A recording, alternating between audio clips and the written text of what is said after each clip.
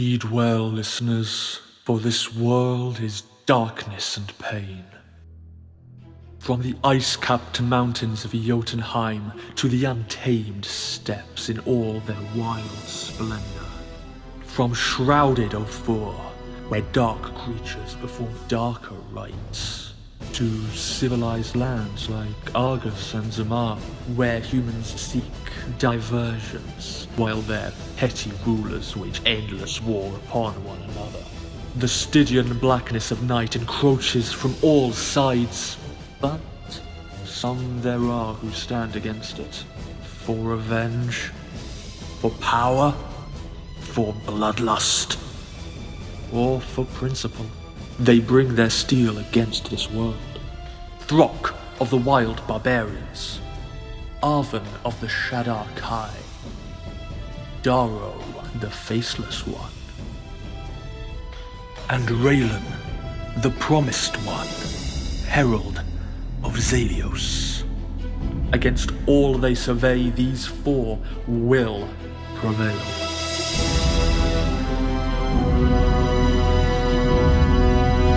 Or they will perish.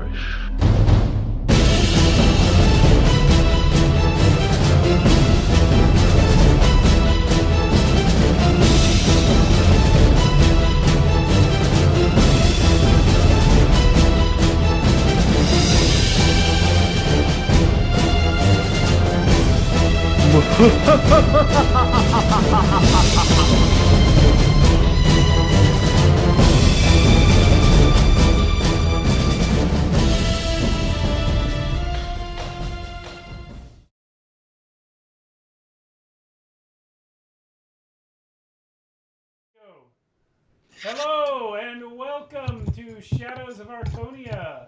Yo. My name is Steve Boshear and I will be your dungeon master for the evening.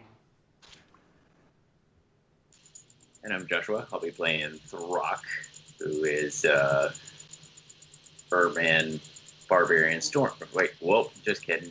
What am I? I don't even know. Storm Herald Barbarian. That's the one. And it's a fighter. We're doing great. Is Throck getting introspective? Sake. Hey, my name is Alan. I'm going to be playing. I left off with Raylan, I believe, last week. Mm-hmm. And Azamar, Death Touch, Sorcerer. Level 10 now. Going to enjoy it. Carolynn, playing Avin, the Shadar Kai, Circle of Twilight Druid. Matt, and I'm playing Darrow, the Changeling Shadow Rogue Vengeance Paladin. I'm Eric. I'm playing Raman Khan, the Warlock Mummy of the Great Old One. Yes. And so yeah, if you play D&D but you didn't recognize all those subclasses and races and things, it's probably because it came out of the Dark Arts Player's Companion. Fantastic 5e supplement, third party, put out by Johnman 3000. He's really great. He's got a lot of awesome stuff. It's available for free online. Check it out.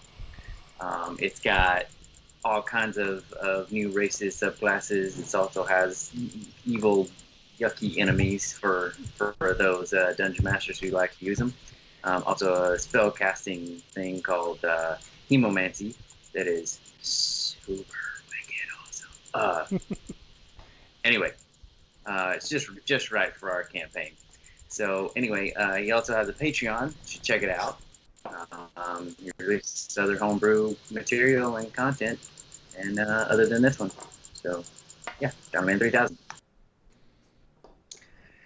And also, if you saw the animation at the beginning, which should be updated soon, I would hope it will. There's some good music in there by J-Man. He has his own YouTube at OurMusicBox.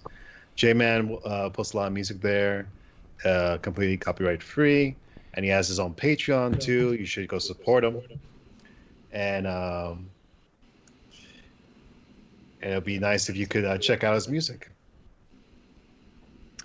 And the voiceover is by Alexander George M.S, who we know from the internet and is just a contributor and a nice guy, apparently.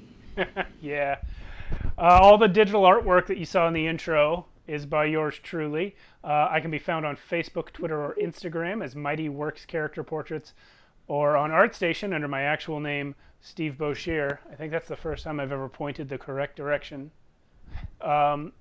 I do take commissions, so if you'd like your own character or party rendered in my style, hit me up on one of those platforms and let's talk. The artwork behind our players right now is also by me, in case you missed the intro and you want to know what the work looks like. So there it is. And if you want to not just watch our lovely faces, but actually talk to us too, we have a Discord channel, or a server rather. It's in the description if you're watching on YouTube, and if you're on Twitch with us, hello. And all of the links to our socials are below us. So you should go check that stuff out. Yes. And one of those links, most importantly, is our YouTube. So you should go see our YouTube. We have a catalog of all the episodes down there, plus some amazing one-shots we've done over the years now. And we stream every Friday at 8:30 p.m. Pacific time on this channel, Shadows of Archonia, on Twitch. Alan had an echo there at the very end. Did someone just turn on their mic? Maybe. Okay. Yeah. Pretty sure it's Matt's, but it's fine. Matt, you need headphones. Yeah, I could get some actually right now. I'll just look like I have headphones on. That's okay. I already look like that. True. I'll be back. You know, you were talking about over the years. I don't think so. I think all of our one-shots have been this year. 'Cause our very first one-shot was Holy, Holy, Holy, which Sarah ran in the holidays, but it was actually January before we did it. No, I just meant I think we've had this YouTube. Has it been 2 years yet? No. It's been like a year and a half. Yeah, this is episode 53 of the main campaign. So right. Well, it's yeah. getting there. But I think I'm just thinking about how long I've been with you guys. That's And true. so, Yeah, we've been gaming with you for must be 4 years now, maybe more. Man, has it been 4? Think about how long the Otherworld campaign went, and then before that, Out of the Abyss. Woo! Yeah. Man. So last week, I'm going to jump into a recap here. Last week, you guys escaped, along with some rescued humans, from the Mind Flayer-infested city of Zahir. And as soon as you did, Abraxiel, the powerful undead Mind Flayer, who for some reason seems to be on your side, leveled the city with his vast magical might and wiped out the thousands of his own brethren and other horrifying creatures that were living there.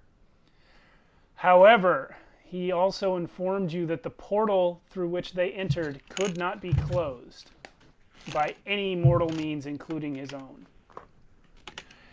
And that this was a symptom of the world itself beginning to fall apart.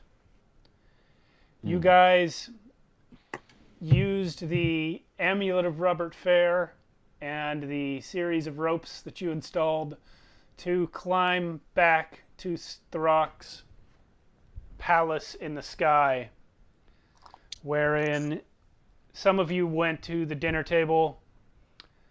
Now, all of you who ate had already received the benefits of the Hero's Feast spell less than a week ago, except for Ramakon. So, Ramakon, you are now under the effect of Hero's Feast for... it lasts 24 hours, I believe, so you have it. You have it for another 16 hours from where we're going to start. Okay. And then... Does it give? How many temp hit points does it give? Oh, you'll have to look it up.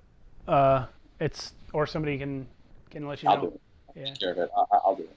Yeah. So Yeah, everybody went to sleep except the mummy who went to the library. Throck fell asleep in a bunch of gelatin on the table, and everybody else found a bed.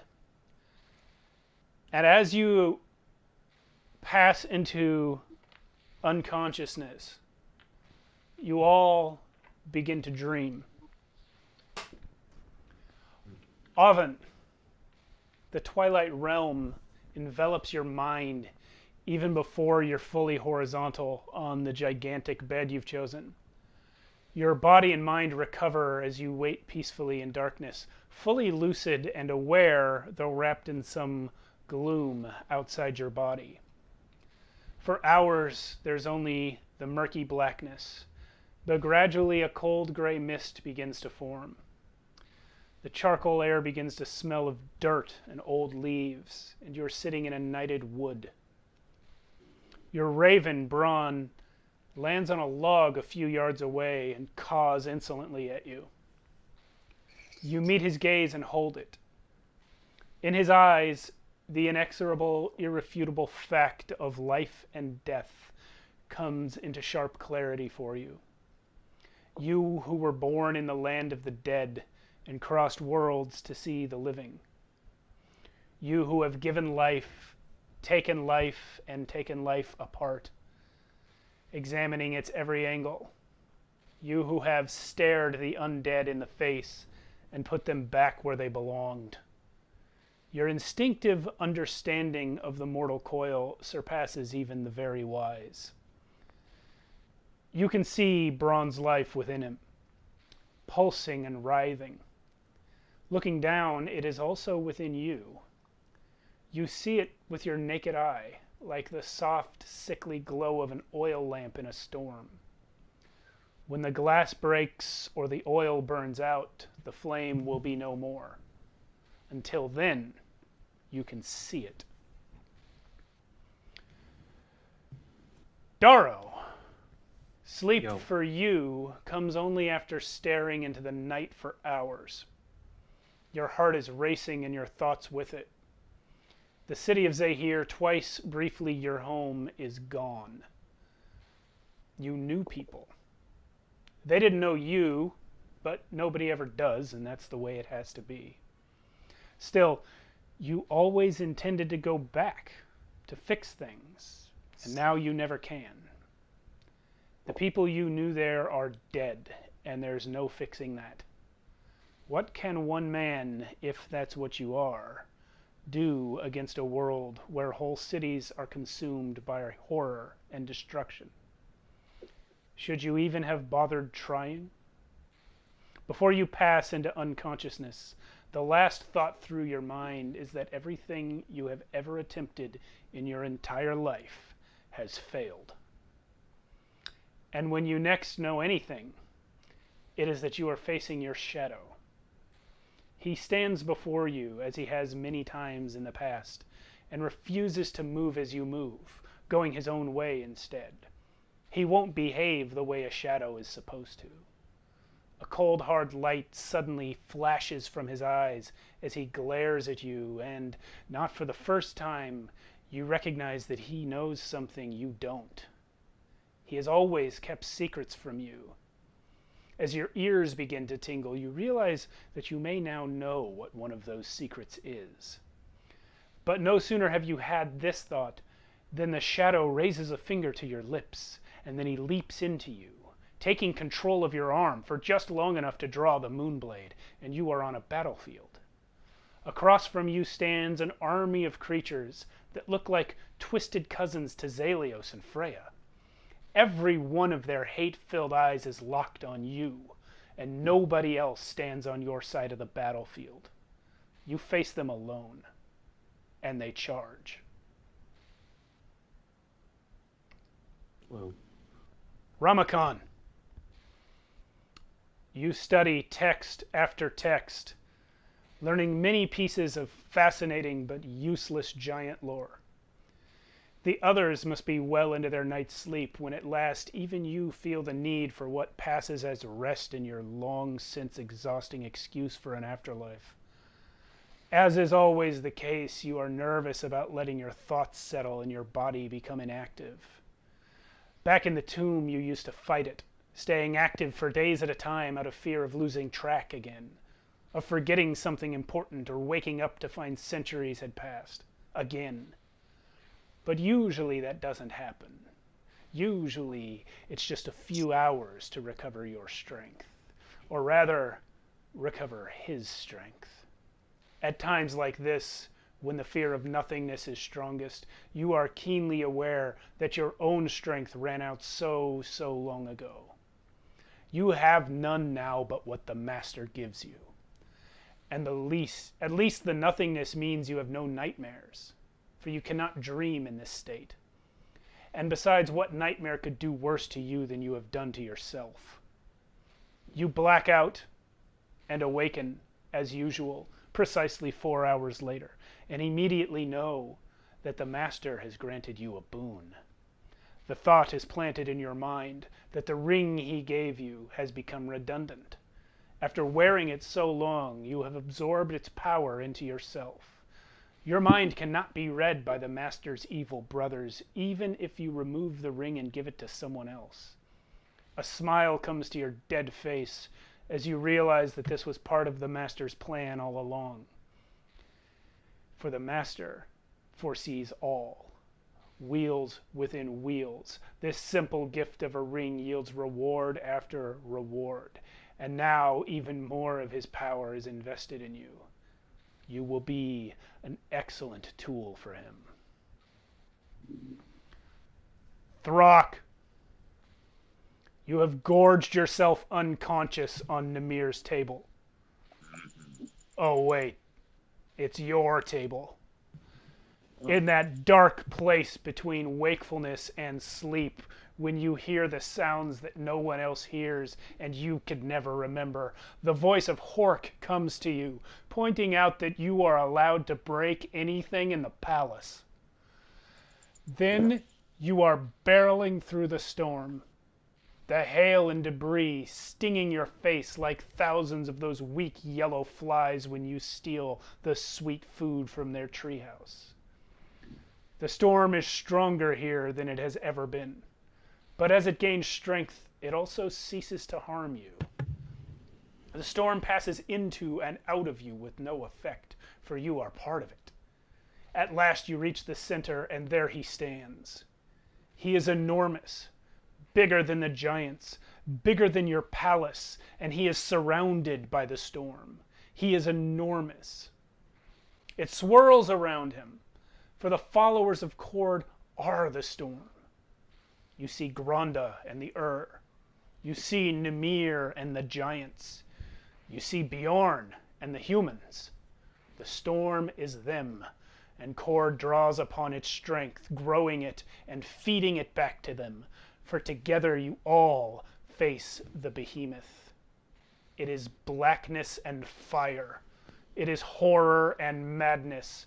It is destruction, pain, fear, and nothingness. It is the end. It towers over Kord and dwarfs even the storm. It holds the very world in its jaws. And yet Kord draws his sword. The storm screams and you scream with it. It is not a scream of fear. Raylan. Raylan, you wander frantically through a dying landscape.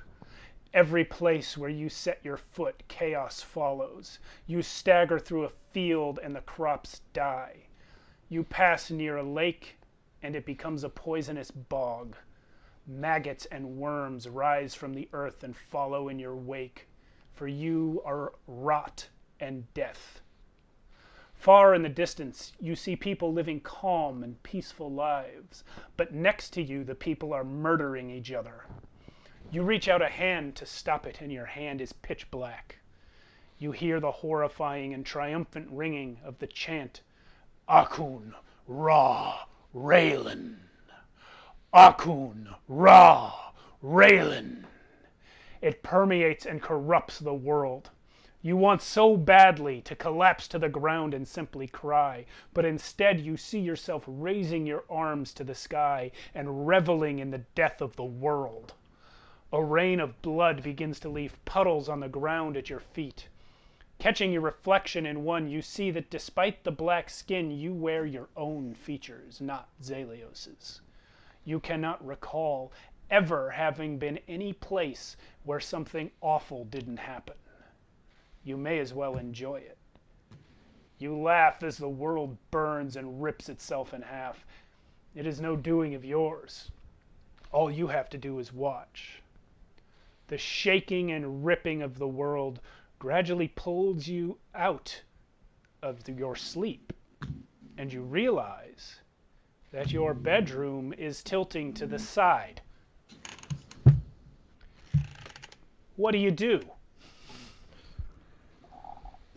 Like tilting, like It's how much of a degree? about 40 degrees. It's So, is the bed moving? yeah, it's sliding. It's sliding down. Like the head of the bed is gonna hit the wall in a second. Like, so Raylan's just kind of like holding on to the bed and he doesn't know. He's like, and like the bed hits the side of the wall. He's Throck, you wake up as all the food slides off the table. Oven and Daro, you are in the same situation as Raylan. Ramakan, you're in the library. Roll a dex save. Yeah. Oh, yeah. Fallen books. 19. Okay, you manage to run to the door before any of the gigantic tomes smash your withered form and get to the hallway. And when you reach the hallway, you see standing before you someone whose image you have seen, but whom you have never met. You believe that he is an old friend of the master. His name is Radomir Utgast. He says, "What are you? And what are you doing to the castle?" He says that to Ramakan. Yep. So at this point, is Ramakan holding on to like a door, like a doorway, so he's not falling?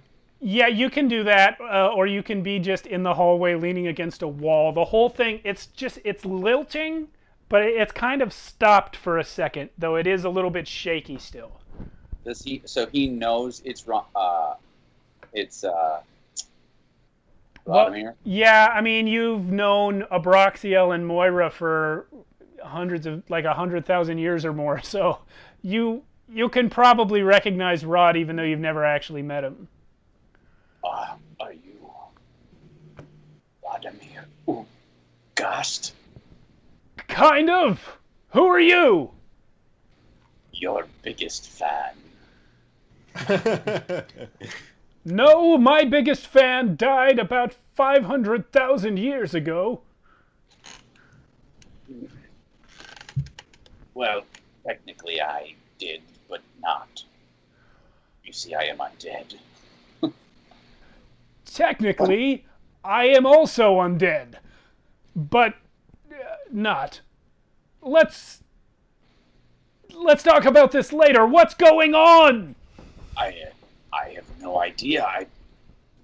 I came out of my slumber, if you may call it that, and I had to dodge giant books without getting crushed. You were in the library? Yes. I was in the library. I came out of the other door. No way. I was there all night. So was I. What were you reading? I was reading all sorts of giant tomes about world history. No way. I'll tell you the truth, mummy person. I've been in this castle for a while, and I believe that's all that's in the library. We must find the others. Come. Did we just become undead bros? Yep. Yep. Sorry. I had to go like the step brother thing. It was the right thing to do, and I understand that now. All right, so Radomir Utgast, who looks much older than you thought he was, but is definitely a living person, turns and staggers down the tilting hallway towards the front entry room where the feast table is. Throck, what are you up to there? Catching food. Okay. The cloud servants are frantically trying to put new food on the table as it continues to slide off. Yeah, keep it coming. Keep it coming. Keep it coming. Is it? I picture Homer, the Halloween episode where Homer's in hell and they're feeding him donuts and he's getting fat, but he keeps eating them. More. More. Yeah. More. Is Throck at the lower end of the table just receiving the food as it Yeah. slides off? Catching it all right here. Oven, what are you up to? I'm gonna wait for the room to stop tilting. It doesn't. It starts Like- to feel as though it just stays at about 30 to 40 degrees and starts bobbing, kind of like a ship on the water. What end of the room is the door on? The upper end.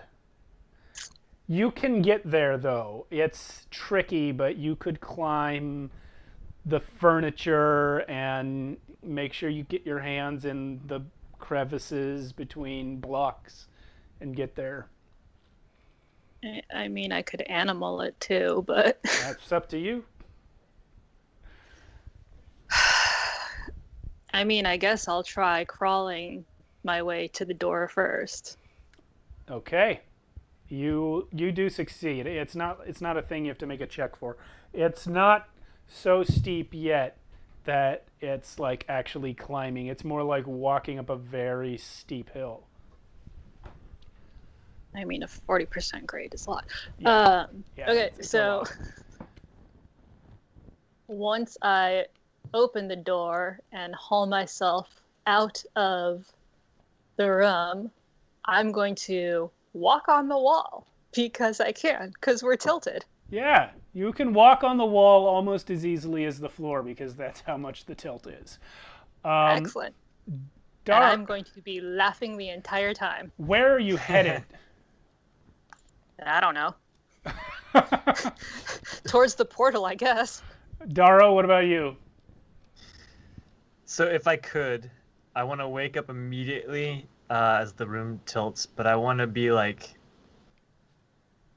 the form of one of the owners of the sword. Okay. One of the previous owners. Yeah. All right. You take the form of a dark, long-haired elf. Dark-haired, not a dark elf. You take the form of a dark-haired elf, and you're about, I don't know, 6'2", and very slender. Okay. Male, I assume, or female. Odd male, even female. You tell me. What? Sorry. Roll a die. Oh, okay. Or you can just pick. I don't care. I'll roll a die. Okay. If you're doing this subconsciously, then yeah, roll the dice. It's subconscious. I did not choose this form. 9. Odd. Okay, so you are a male. Okay. You have no idea who this person is.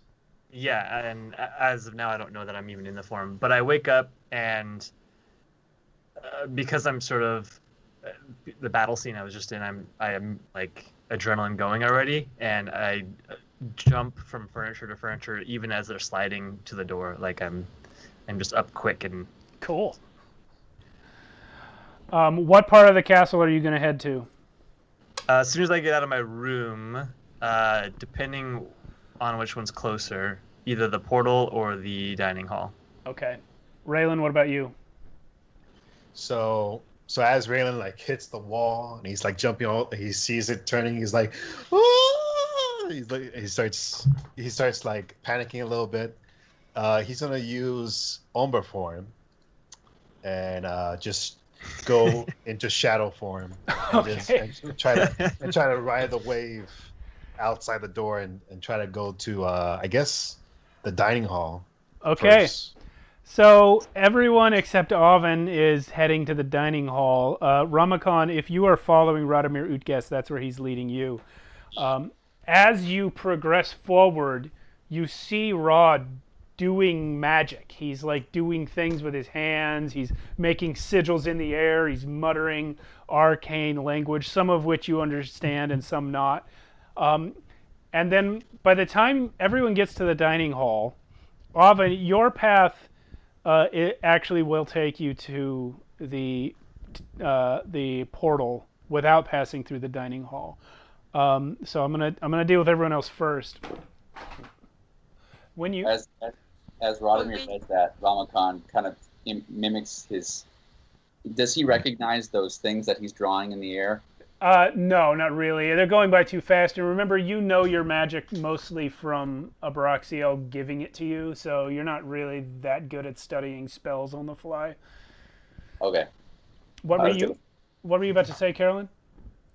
I just said okay. Okay.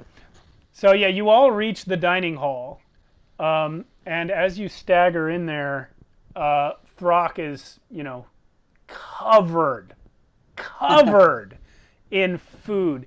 Every hair on his body. It has mashed potatoes, gravy, chicken grease. There's an entire egg stuck in his beard. It's just, he doesn't even look like Throck. He looks like some sort of food golem. And he's eating. Yeah. So as you all come climbing and staggering into the room, except Raylan, who appears as a fleeting shadow that you all notice but don't know what it is. Radomir Utgast says, "You're all here! Where's the deer-head woman? We'd better make sure she's safe. I've discovered something about the castle." Does it have anything to do with this tilting? Yes! Says the weird elf creature that none of you have seen before. Something has happened to disrupt the magic that keeps the castle aloft. It threatens to fall from the sky. What can we do? I'm sorry, all I hear is who's.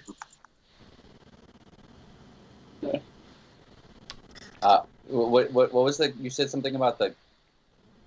Who was Radomir looking for? Oven. Oh. The deer skull woman, Oven. Oh. Yes. Oh, okay. So. I'm gonna first turn to Throck and be like, Throck, that's you, right?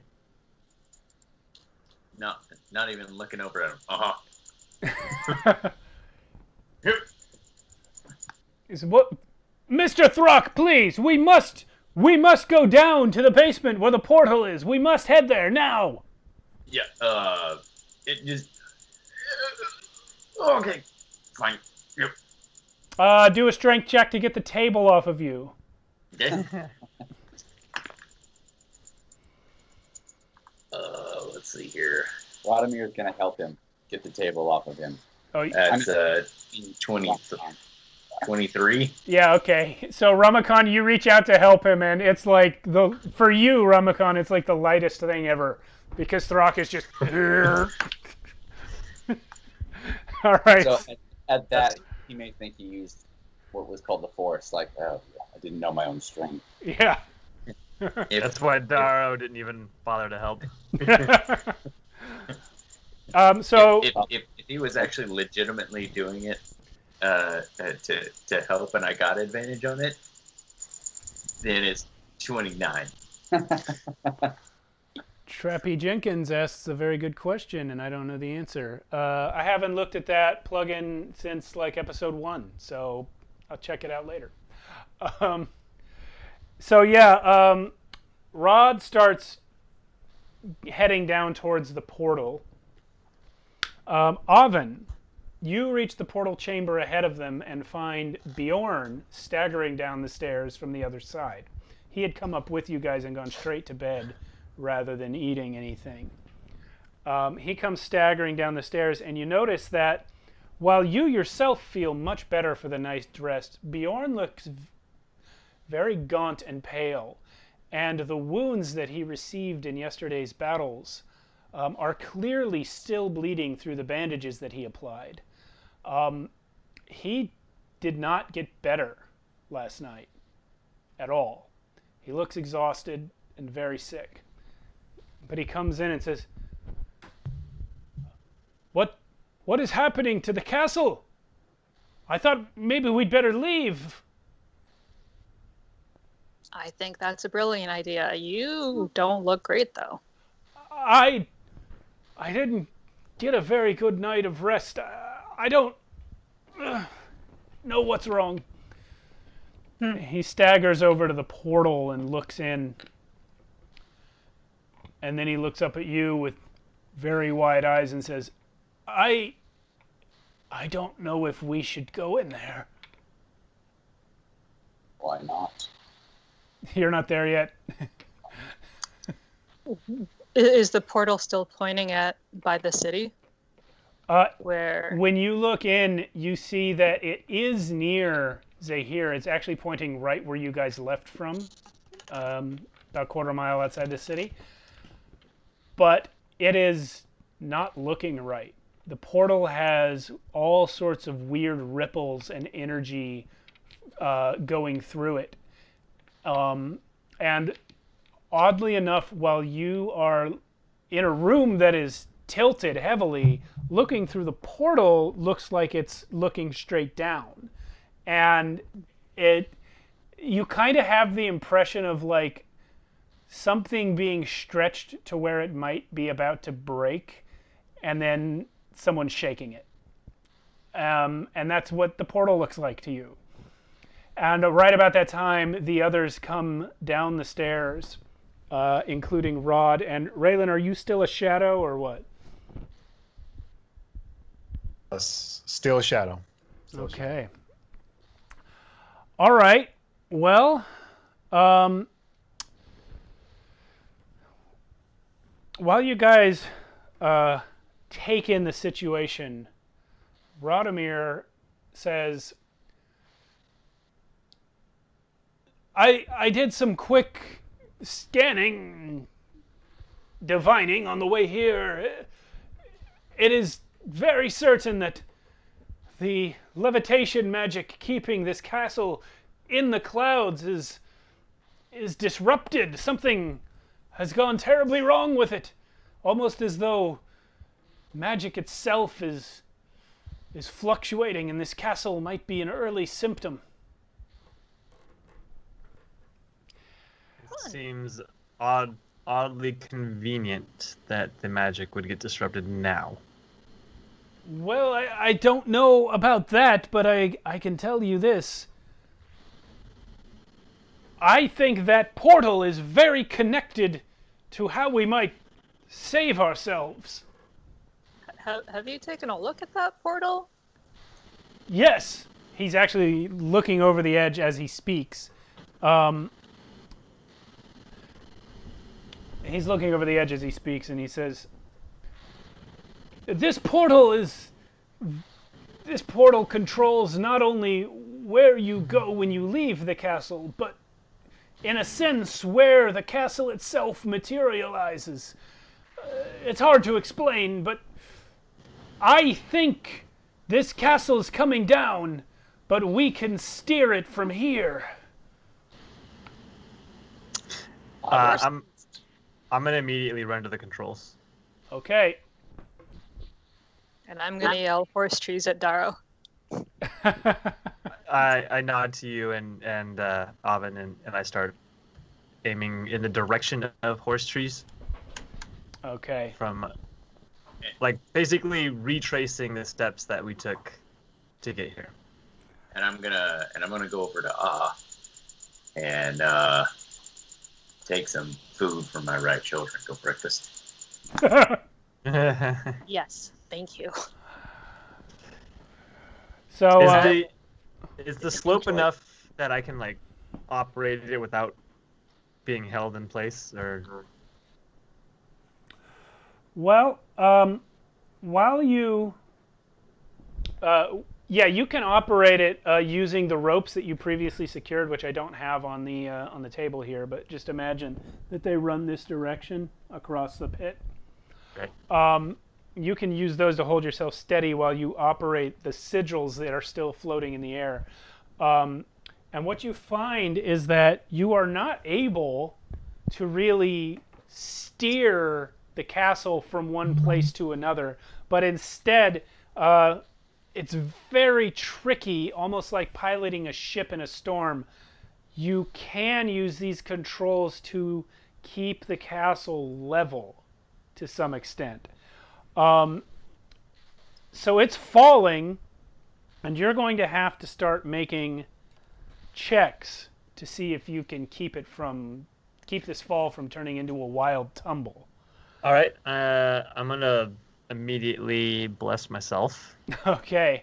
While you do that, you can go ahead and bless yourself now, in advance.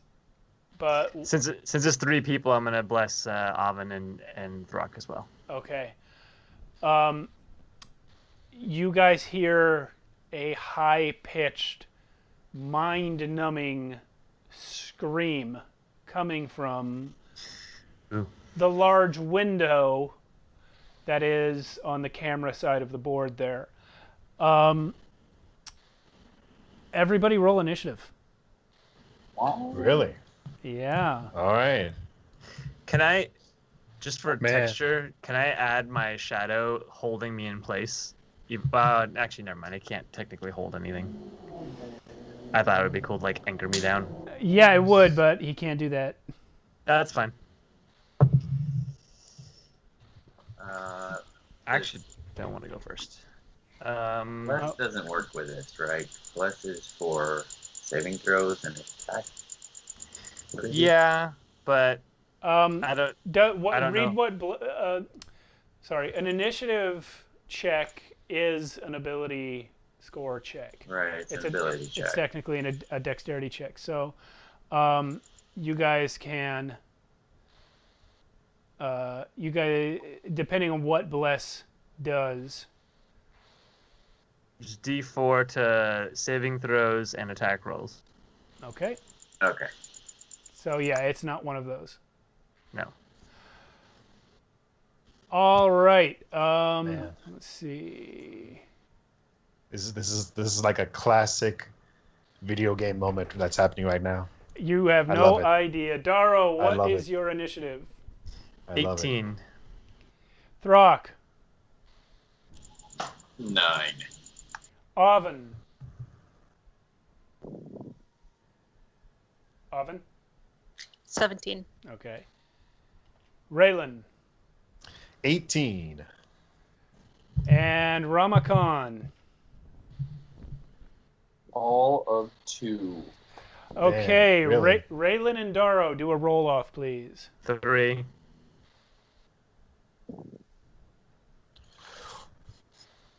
Ah, 2. Did I really beat you? Yeah, Okay. with the roll off.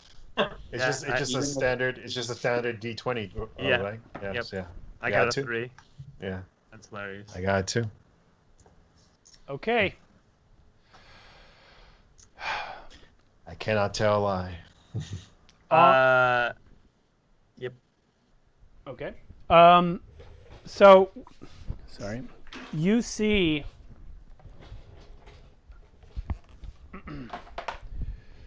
You see coming towards the window from outside. Giant black. Sorry. Real quick, nobody cares that I'm a random elf that no one has ever seen before. Nobody at all. I think we haven't gotten the chance to acknowledge it yet. Oh, okay. Focused on like leveling out this castle here and free falling, Yeah. not dying. At this point, Radomir Utgast, when he sees you run to the controls, he wipes a grease that he has around his eyes, and he says, "Oh yes, quickly, Daro, you're the most experienced." I mean, I'm wearing the same clothes and I have the sword, so it is obvious who I am. Yeah. Throck's just riding that double nat 20 inside check from episode like 3 or whatever it was. No, you're not. You don't know who he No, is. you're right. Yeah, no idea. So you guys see out the window two giant black shapes flapping towards the castle, one of which has a rider on it. And said rider is going to point in the window. Just a moment. And scream angrily at Daro. Oh. Yeah. You're going to need to make a... Oh no, it's an attack roll.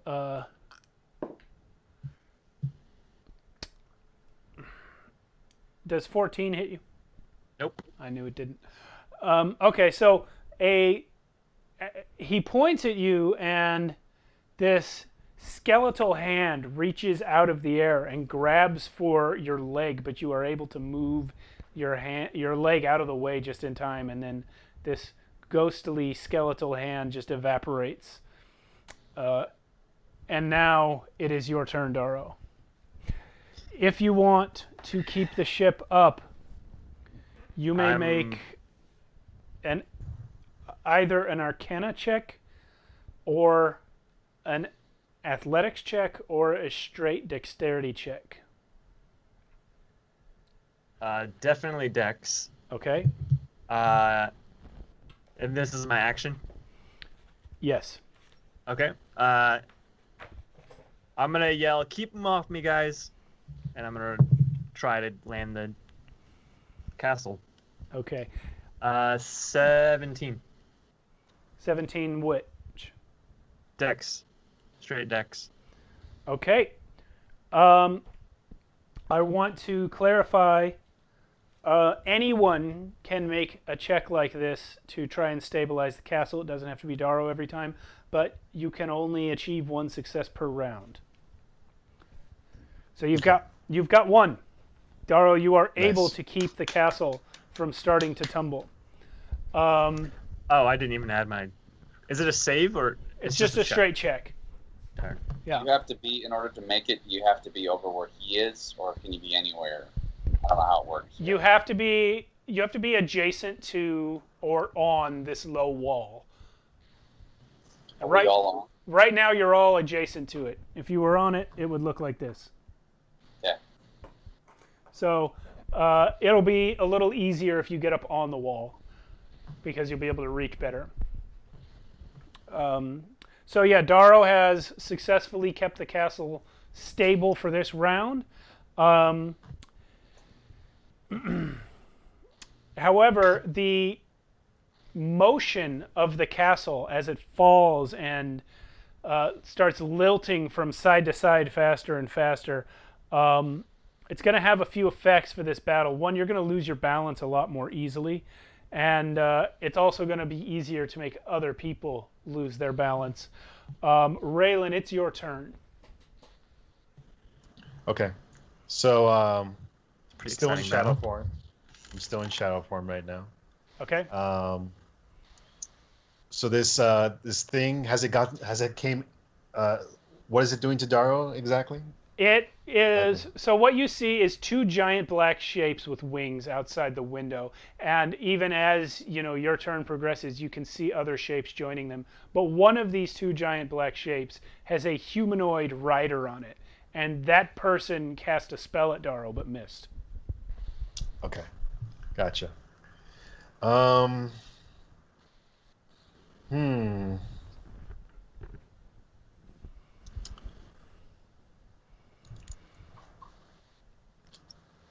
I'm pretty sure if I cast a spell, that will take me out of Umbra form, right? I don't know. I haven't read Umbral Foamer in a while. On the shadowy form, that can't talk or manipulate objects, or any object carrying be dropped. Target can't attack or cast spells. Okay. So So I'm gonna have to get out if I want to. Yep. If I want to get out of that. You know what? I think I might take this action to do that cool thing that you told me before the session. Okay. I'm gonna cast haste on 2 people.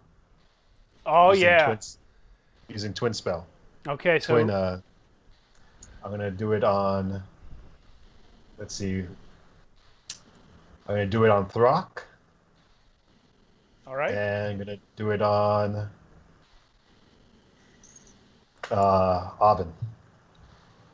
Okay. Throck and Oven. So read to them, please, what haste will get them. So choose willing creatures you can see within range. Until the spell ends, the target's speed is doubled, and it gains +2 bonus to the AC. And it has advantage on dexterity saving throws. And And it gets an additional action on each turn, on each of their turns.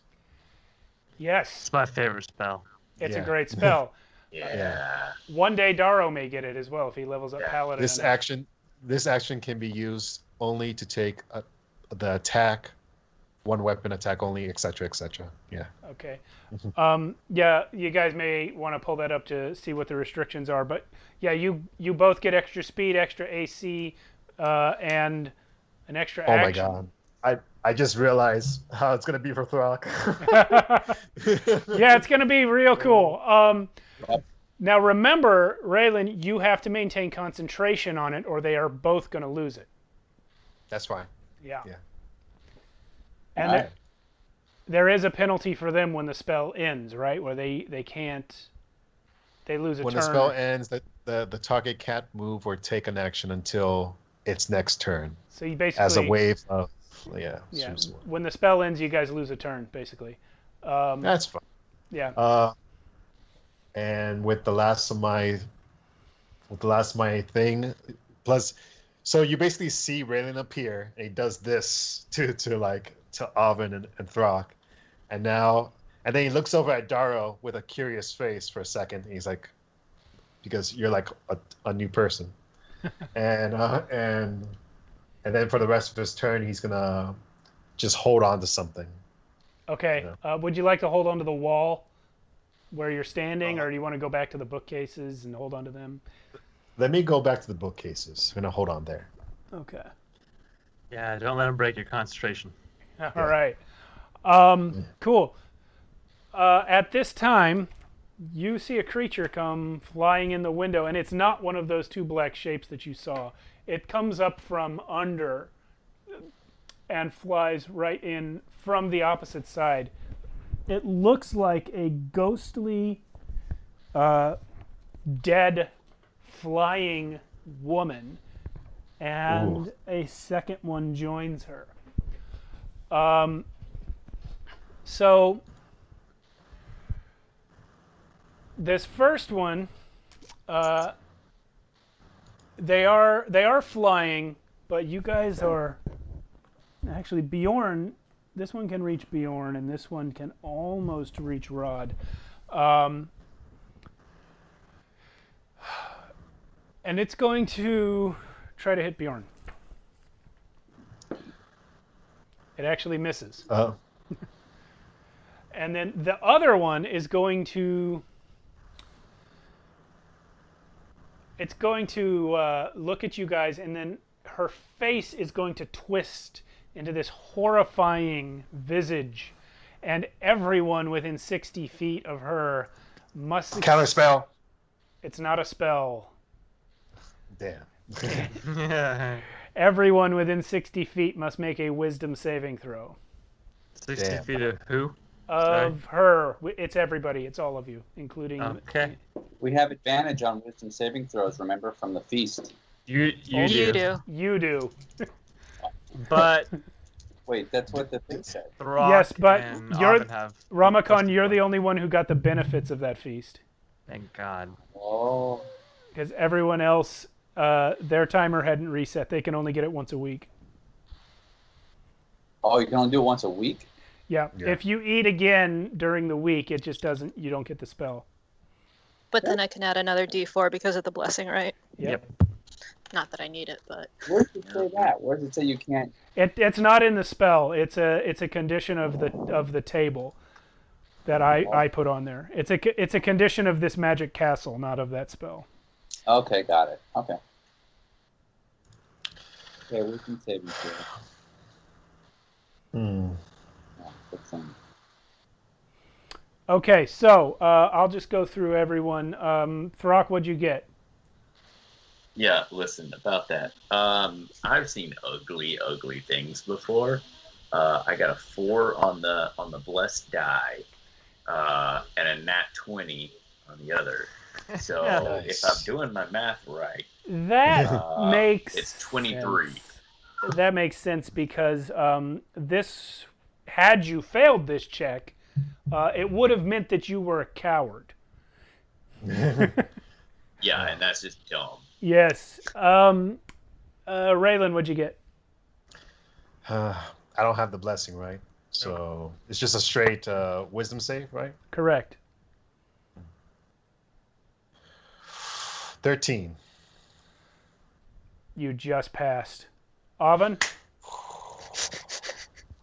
29. you easily Jesus. passed. Daro, Yeah, 15. you've passed. I would Ramakan, have failed without the I bless. got 15 as well. everybody passes. Nobody is frightened of the And banshee. I say, I speak back to it. I say, I'm the ugliest one. And Bjorn says, "Don't put yourself down. You're very well kept up." And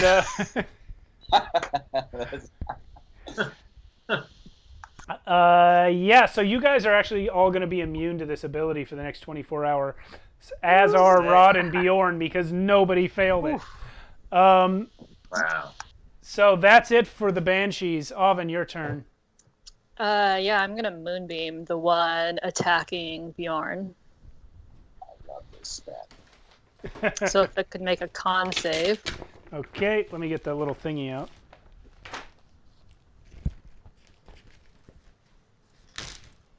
By the way, amazing setup, Steve. Yeah, Thank this you. set is dope.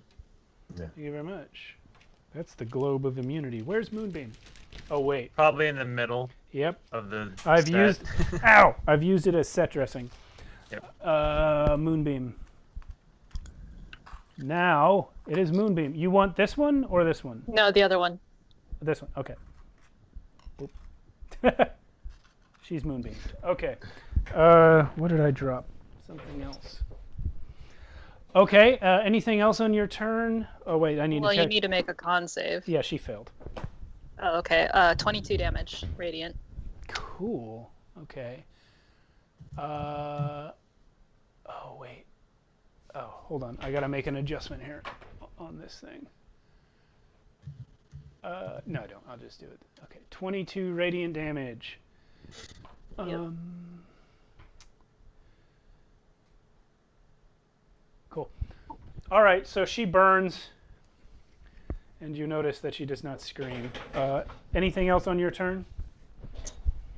No, I don't want to do hand-to-hand combat. Okay. So does that not apply to spells? Nope. The haste? One weapon attack only. It's like the action can be used only to take an attack, one weapon attack, dash, disengage, hide, or use an object. You could use it to dash, disengage, or hide, or use an object. Or do a single weapon attack. Yeah. Yeah. And no, I'm good. You. Alright. I'll just take the +2 However- to my AC. If you, sorry, I've got some cord wrangling trouble here. If you did decide to wild shape, you could then make 2 attacks because natural weapons, while wild shaped, would count as weapon attacks.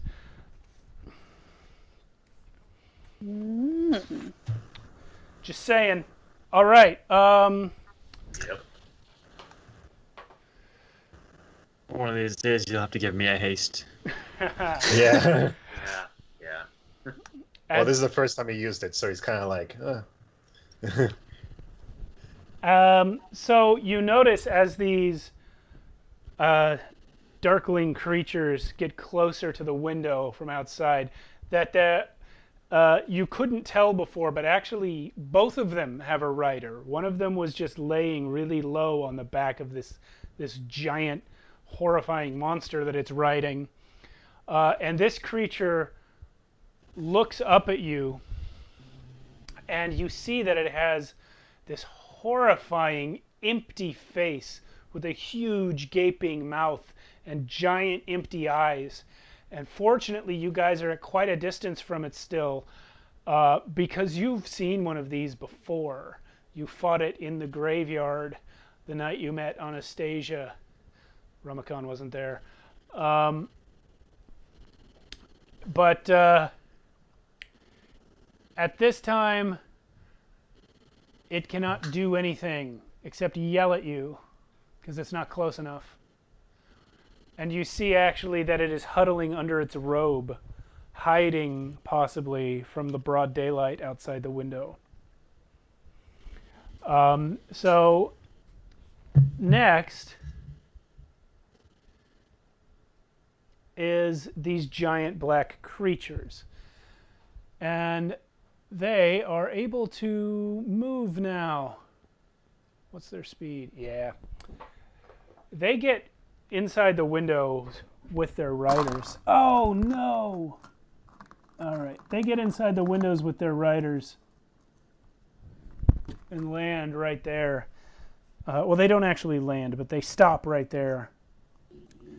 And one of them has this guy, and one of them has this guy. This is the one who cast the spell at Darrow earlier. And this is the one that couldn't do anything because he wasn't close enough. So that is as close as these creatures can get on this turn. Throck, you're up. here we go, Throck. Yeah. So, just wondering about this. Isn't there some sort of a rope bridge across that? Yes, I mentioned that earlier. I didn't have anything to represent it, but it runs this direction. Yep. Well, that's where Throck is going. Okay. Oh, I've knocked this all out of whack with my clumsy self. Throck, you can easily get across the bridge. And who you killing? Oh, All of them. let's see. You know what? I'll take just a second right where I'm at to go. Who's first? We go into a rage. Yeah. Which a 10-foot ring of fire just envelops all of them. 10-foot diameter or 10-foot Yeah. radius? 10-foot radius. Okay, so you are able to get both of the gloam wings in it, but their riders are Yeah. now off to the side, so you don't get them. Yeah, that's cool. So I'll take both of those with that. And then Morrison is 10 feet from you in every direction. Oh, okay, yeah. Yeah, so 10 feet from me. How much damage do they take, by the way? They just take, I think, 3. Okay. Yeah, 3 damage. And so I'll take the one on the left of Throck. On Throck's left, over here. Yep. Okay. Are you Sure. attacking the black thing or its rider? You know what? The black thing is kind of in the way. So the black thing. Okay.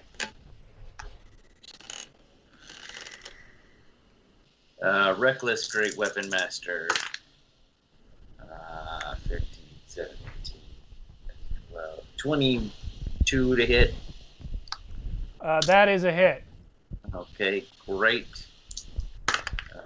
It's gonna be 16, 18, 28 points of bludgeoning damage on the first strike. Let's go ahead and reckless. Wait, great weapon master again. Yeah, 21 to hit. That's a hit. It's a yeah. Give you a thumbs up.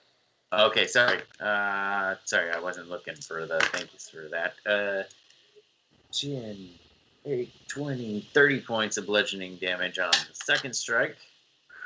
Okay, sorry, I had my mic muted for a second for That's all forward right. wrangling. 30 hits, or 30 is the damage, okay? Yeah. And then since I'm hasted, we'll just go ahead and throw another little thing in there. So that is 6, 8, 20 to hit. Still good. Yep. Well, if it is, then 6, 8, 15, 16, 26 points of bludgeoning damage on that one. Of course it is. Okay. Next. Ooh. You've only done 3 attacks, right? Yeah, that's correct. So, But a single weapon attack with the haste action. I Yeah. think it says, yeah, I want to play it right. So it is I just a believe single you weapon are attack, right? correct. Yeah. Yep, you're right. I forgot about that. Okay. Cool. Well, you have harmed it significantly. You see that it is. It doesn't appear to be alive, really. It's kind of lizardy and kind of mammally, but it definitely doesn't have blood. And you've smashed it open, so you know that it doesn't have blood. It's clearly something that's supposed to be dead. What does it smell like? It smells like old, dusty leather. Okay. Now it is So Ramakan. a little bit like Ramakan's pants, if he had pants from like way back when he was alive. Yeah. Which he doesn't, by the way. Ramakan's not wearing pants. He's naked. It's Rod's turn.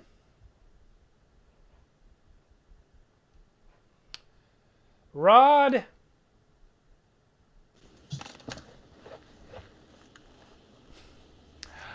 Oh boy. Okay. Here's Radomir Utgast.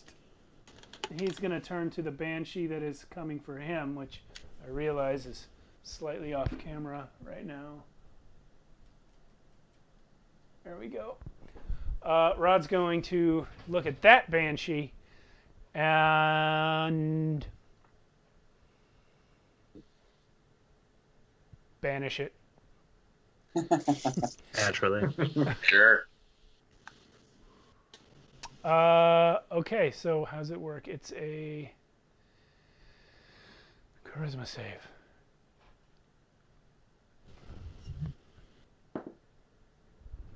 Uh-oh.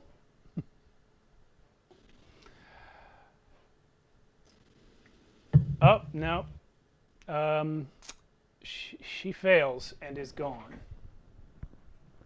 Poof. Yeah. The Banshee. So the Banshee's coming at Rod, and he just looks at her and goes, and she just gone.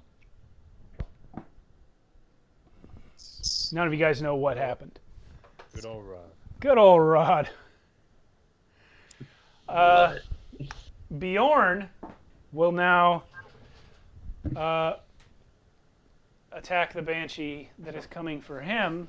I'm not going to reposition the camera every turn, but there he is on the other side of the pit.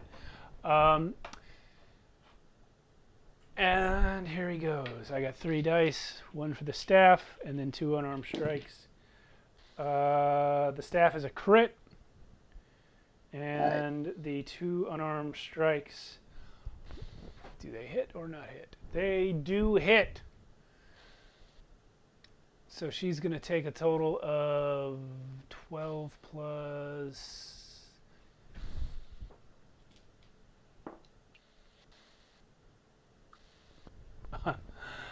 25 damage total. Wait, which one is she? Yes, she is this one. Okay. So, yeah, he lays into her. He hits her with all 3 attacks. And that's his turn. Ramakon, you're up. You're here. Okay, so this is this portal. You said it looked like something was messed up with it. If we jumped in it, it wouldn't.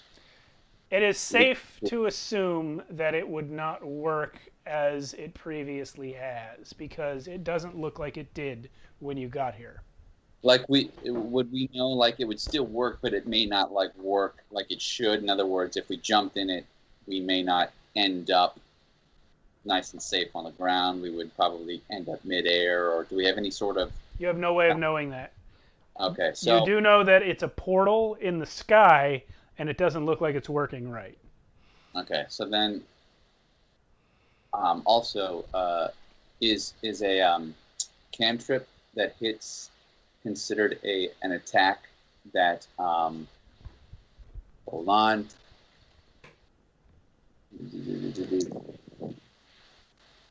Would it be like if somebody was cursed, would they because it does extra damage on when somebody is hit with an attack? Is a cantrip considered a like? If it calls for an attack roll. So it would be considered a hit.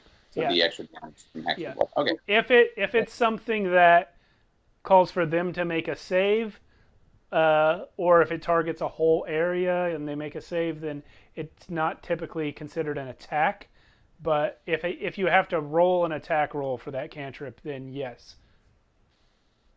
Okay, which I think I do. Yes, I have to. So he's going to cast Hex on the guy to his right, the guy over on the other side of the portal. Here? I can't see it too. Yep, it's completely off camera. Hold on. It's actually on camera, but you guys are blocking it. This one? Yeah, him. Okay.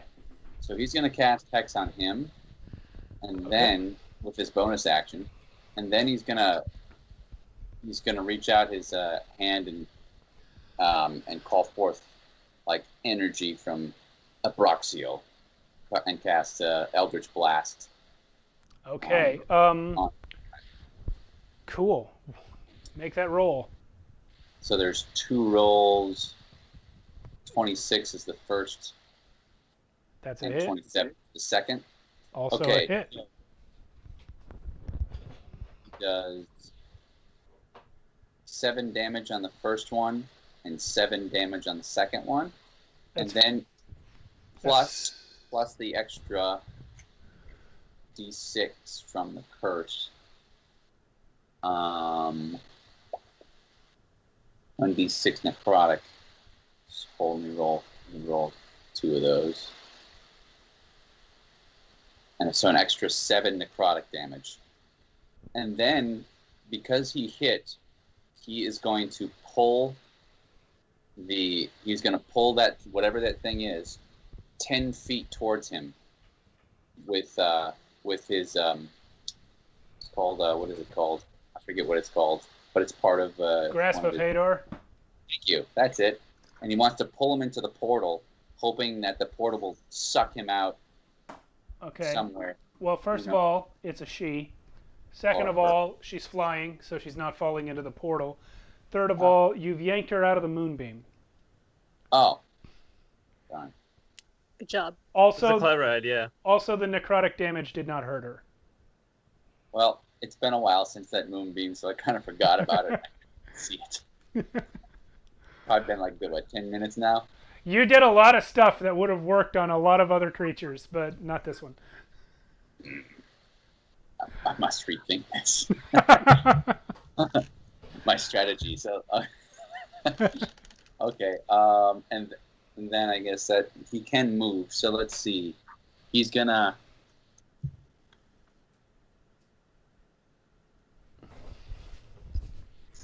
When you're prone, it makes it disadvantage against a ranged attack, correct?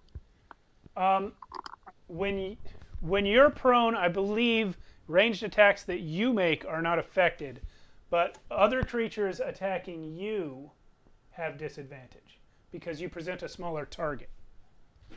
So he's gonna fall prone behind the brick wall, kind of kneel behind it. Cool, no problem. You have half cover. You have full cover if you stay down where you can't see. Let me see, just kind of. So the one next to Rod, could technically see me. Yeah, but she's gone. She's been banished. Oh yeah, that's right. She's banished. All right, that's it. Okay. So we're back to the top of the round with that dude right there. He's gonna run up. Select. He is gonna run up at Throck. Got to do it. And you see him come in. Yeah, he's just gonna come at you with a claw, and he looks like some kind of undead mage, but instead of a spell, he's gonna open up with a straight melee attack, which is 23 to hit. Jeez. Yep, that is. You take 13 necrotic. Okay. Guys, we are in a new round, which means someone's going to have to make an attempt to stabilize the castle. Daro, it's your turn now. All right. I'm gonna. First of all, does the headphones help? Has there been a lot less reverb and echo? Yes. All right. Cool. Daro is like still holding on to the stones and trying to steer it, kind of like, yeah, when you're steering a ship in a storm and you're like grunting or like screaming and he's fighting. He's fighting the stones. They're not stones, actually. They are floating glyphs in the air, like glowing magical sigils that you put your hands through, kind of like Iron Man holograms. Yeah. Okay. Well, then he's fighting. He's like trying to pull the glyphs into. Yeah, he's fighting an entire castle. Yeah.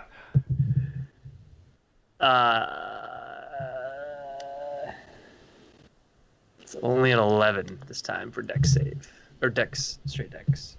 Okay, you have failed, which means if one of the others does not succeed this round, the castle will not be stabilized. Daro, you attempt to battle the forces of inertia as this castle is falling out of the sky. You can see out the window the landscape beyond getting closer and closer. But you just can't dodge it the right way. You're about to lose it. I'm pulling on. I'm like, guys, I can't get it. Okay, Raylan, your turn. All right, move me over to Daro.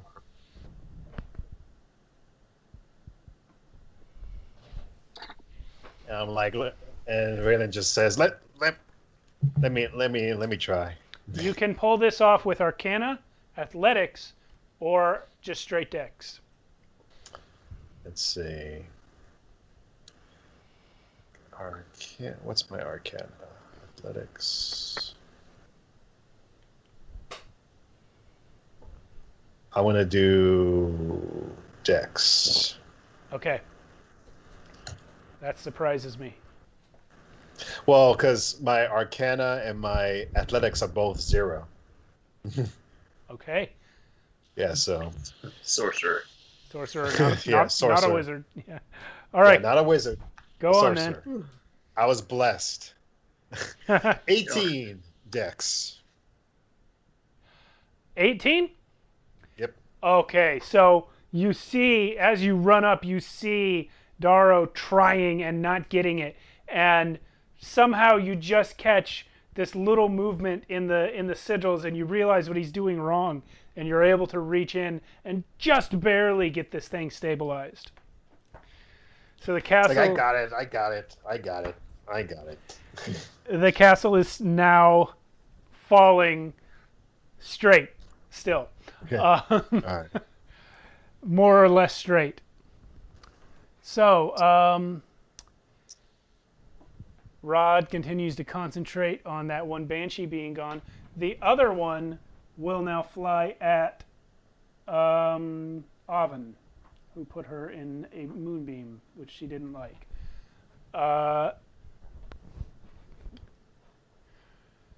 Does she consider Ramakon an ally now for pulling her out of the moonbeam? She might be a little confused by Ramakon. He heard her and helped her. Oh, You know, to be honest, I wouldn't have done that had I known they were flying. I thought they had somehow. I didn't think they were flying. I wouldn't have pulled them. Yeah, into they hover. They don't even have a walking speed. These banshees. So this one, she comes towards you, Oven, but instead of attacking physically, she opens her mouth and lets out a wail. Ramakon is not affected.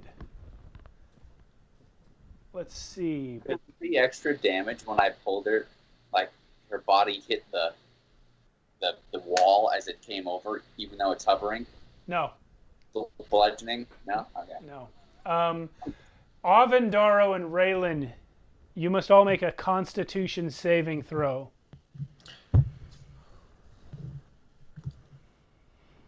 Okay. you also get your D4, Oven. Okay. Okay. I'm going 29 to. again. Just kidding. I'm gonna use luck Okay. on this one.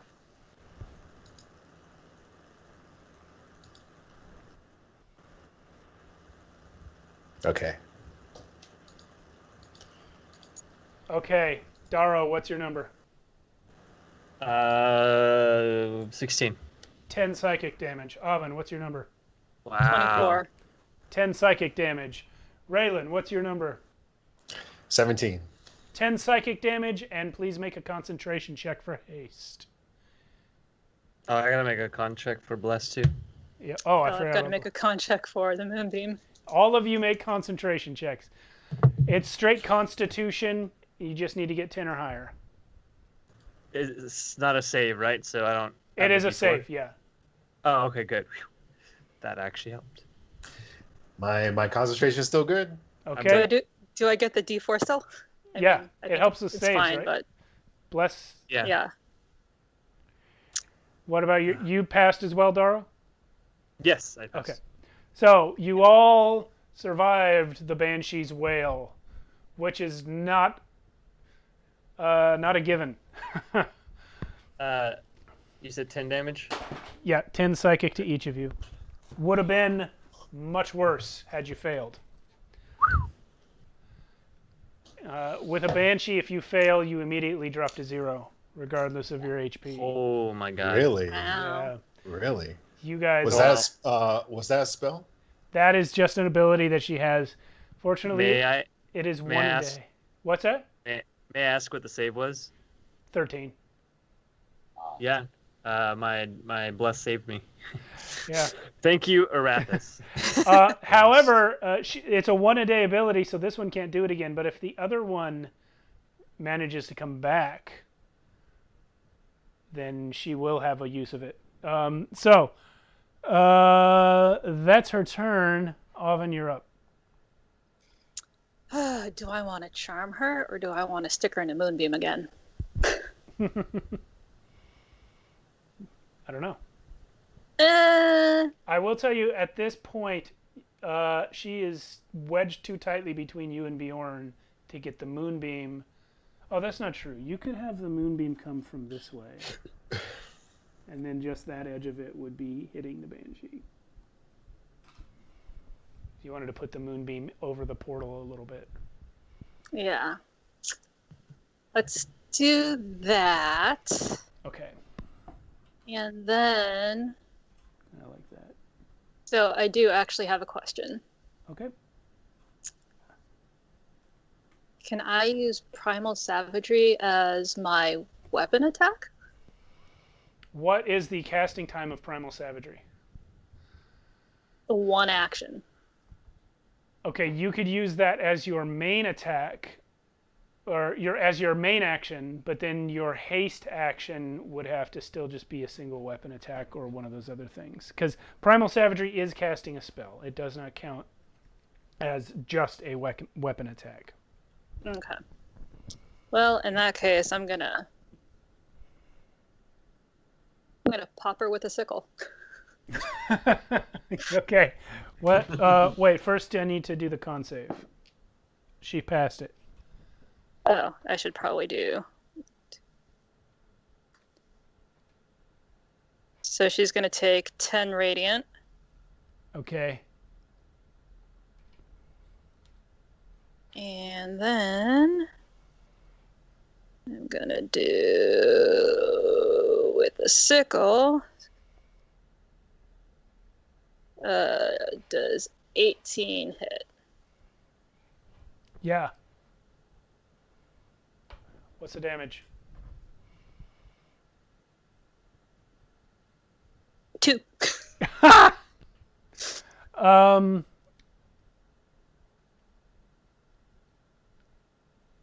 She takes 1 from your non-magical sickle.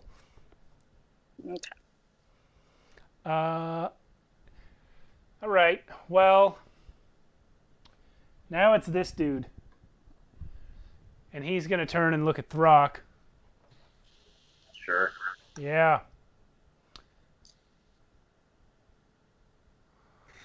Let's see. Make a con save, Throck.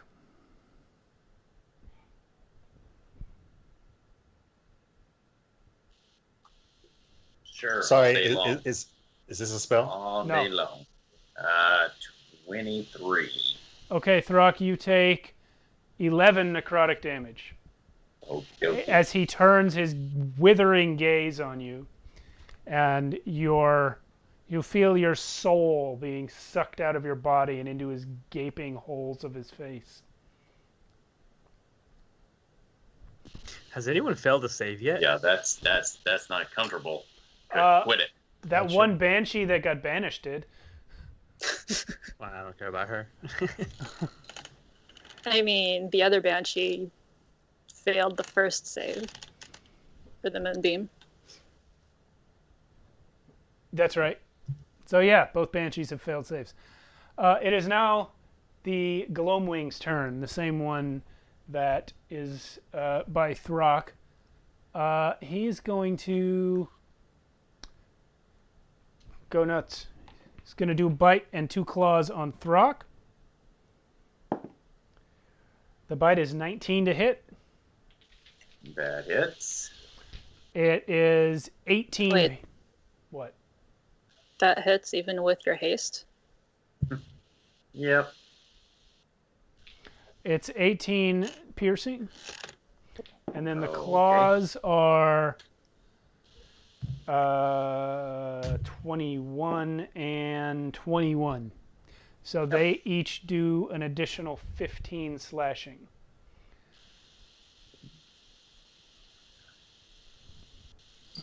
Okay.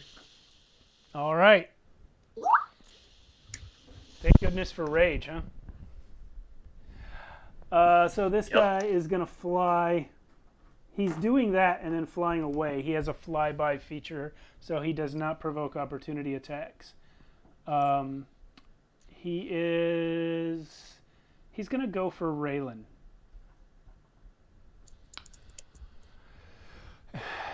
And that's it. The other one is coming for Bjorn.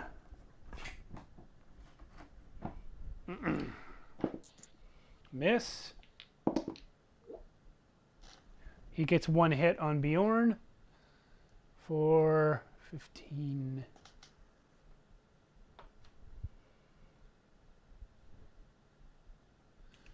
Okay.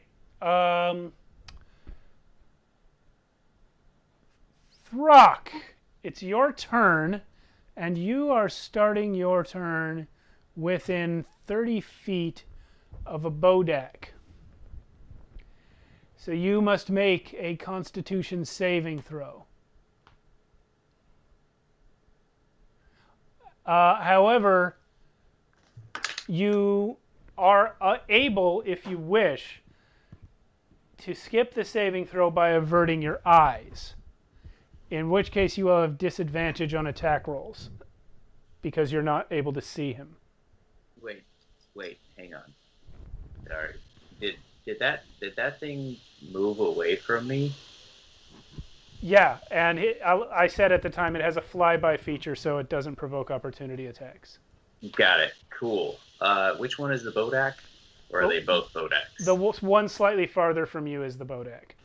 And it, like I said, it's a save, or you can avert your eyes and have disadvantage on attacks against it. Sorry, just trying to figure out what would Throck do? Well, no, because he's going to be facing the other one. Well, he's going to be facing that guy, the guy who flew away. So he's not actually looking at the Bodak. Okay. That's fair. So, kind of expected that. Yeah. So, yeah. Go ahead. Do your thing. But the next guy is... he just tapped me on the shoulder. So, he's going to die. Is that what he did? Yeah, something like that. Okay. All right, so Reckless Great Weapon Master. Uh-oh, that might not turn out so well. Well, maybe. No, it's okay. It's okay. Bless is nice. 20? Hit. Yep. Okay. And that one is... 5, 8... So, 13, 15, 25 points of bludgeoning damage on the first strike there. Ouch, says the Deathlock. Okay, swinging again. Great Weapon Master, got it. That's more than the last one. Then it hits. So, oh, stop. Oh, nice. Okay. 25 points of bludgeoning damage on that strike. Oh my goodness. And for the next magic trick, that's a little bit higher than the first one. Sorry, there's a lot of dice, so there's a lot of math, but just no. Yep. Oh, that's worse. That's okay. 10, 11, 24 points of bludgeoning damage on that. Okay, you have just dealt 74 points of damage to this creature with your 3 attacks. Yeah, that's the third one. So then I'm gonna just kind of do the little ragey explosion. And that's a 10-foot radius, so you are now able to get both of those creatures. Yeah, all right. So there you go. It's fire damage, yes? It is fire damage. And it's 3? Yep. All right. So, yeah, you guys see Throck as this giant-faced creature tries to suck out Throck's soul. Throck just completely ignores it, still covered in food and goop, and just wails on this other creature with his maul and does an enormous amount of damage to it. Knocks down some bookshelves apparently too. Yeah. It is now Radomir Utgast's turn again. And he's going to...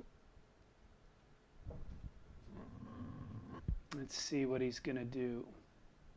You see Rod turn and look across the opening where the portal is. and you see him think about something for a second. Then you see him as he seems to change his mind and runs over to here. At which point he casts Lightning Bolt. Counterspell? This is Rod. Why would you counterspell Rod? Sorry. For fun. I thought I was another person. Rod, you will not outdo me. Only I can cast lightning bolts. Jealousy counter. Overzealous counterspell. So yeah, he's obviously going to get the Bodak and the Deathlock and just whiff right by Throck. He's experienced. Yeah. That's a couple times. What does lightning smell like? I wonder if Throck can smell it. Like it just goes right past his face. It smells like just metallic burning. And some of the food that's on you gets refried. Smells like heavy metal. Yes. Okay. Let's do some dice.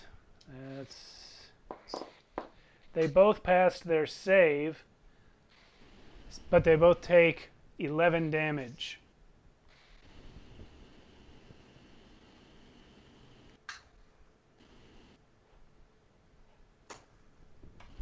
Now, it is the Banshee's turn.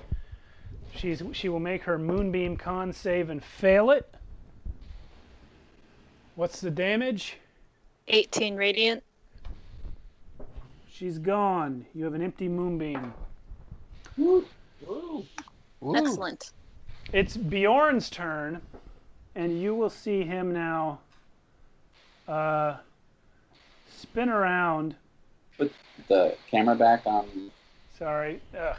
I really wish the table was a little longer so I could get the camera further away. Maybe I can...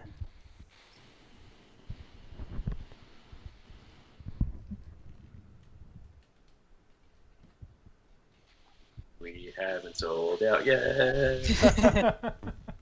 Never. Never. Oh, man. This is really messed up. Okay.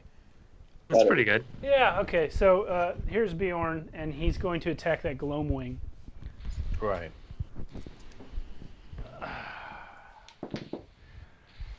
He misses with the stat. He misses with all three attacks. Bjorn screwed that up. It's the Gloamwing's turn. He's going for Bjorn in return. Bjorn, no. Actually, I'll do this one first. He's going to go for Raylan. It's going to be a 26 to hit with the bite. Yep. Okay, that's 18 piercing. Please make a concentration check. Wait, how much was the damage? 18.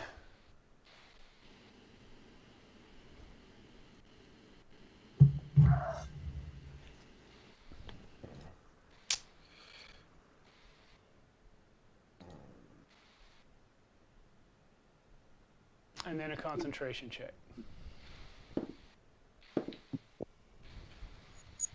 I'm sorry, what was the concentration check again? Just straight It's dice? a Constitution saving throw, and you need to meet or exceed. Yeah, 10. it's still good. Still good. Okay, well, you got two more claw attacks incoming, and they both rolled 19. So each one does 15 slashing, and that will require 2 more concentration saves.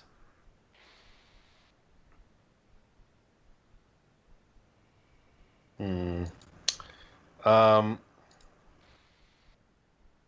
I use a luck on one of those attacks? Yeah. I'll Can I re-roll use, it. yeah. It becomes a 12. Still hits. Okay. I'm gonna have to fix that armor class one of these days. Okay, so. All right, so how much is the total damage? Total is 30. Ooh.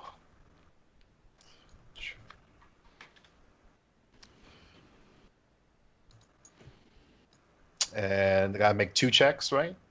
Yep. Because it's 2 claws. He came in and bit you once and then clawed you with each of its claws. It has giant clawed things on its wings. So even though this guy is pummeling me, I somehow remain to keep my concentration. That is fantastic. I like this angle. It shows off my t-shirt. I should do this every week. Okay. Yeah. I always wear t-shirts that I like. Okay. So that was this one. It will just stay there for now. The other one's going for Bjorn. And does significant damage. Let's see. Where's Bjorn?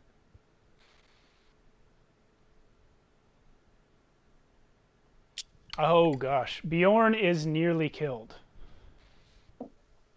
Poor Bjorn. Indeed. He is hurt bad. You guys can tell by looking that he's barely on his feet.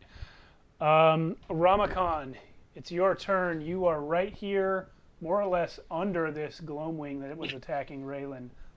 Crouched down behind the wall. And I'm going to stand up, and now I have, I believe it, not advantage, but +2 right to hit that, whatever that thing is right next to Raylan. Yes, you do.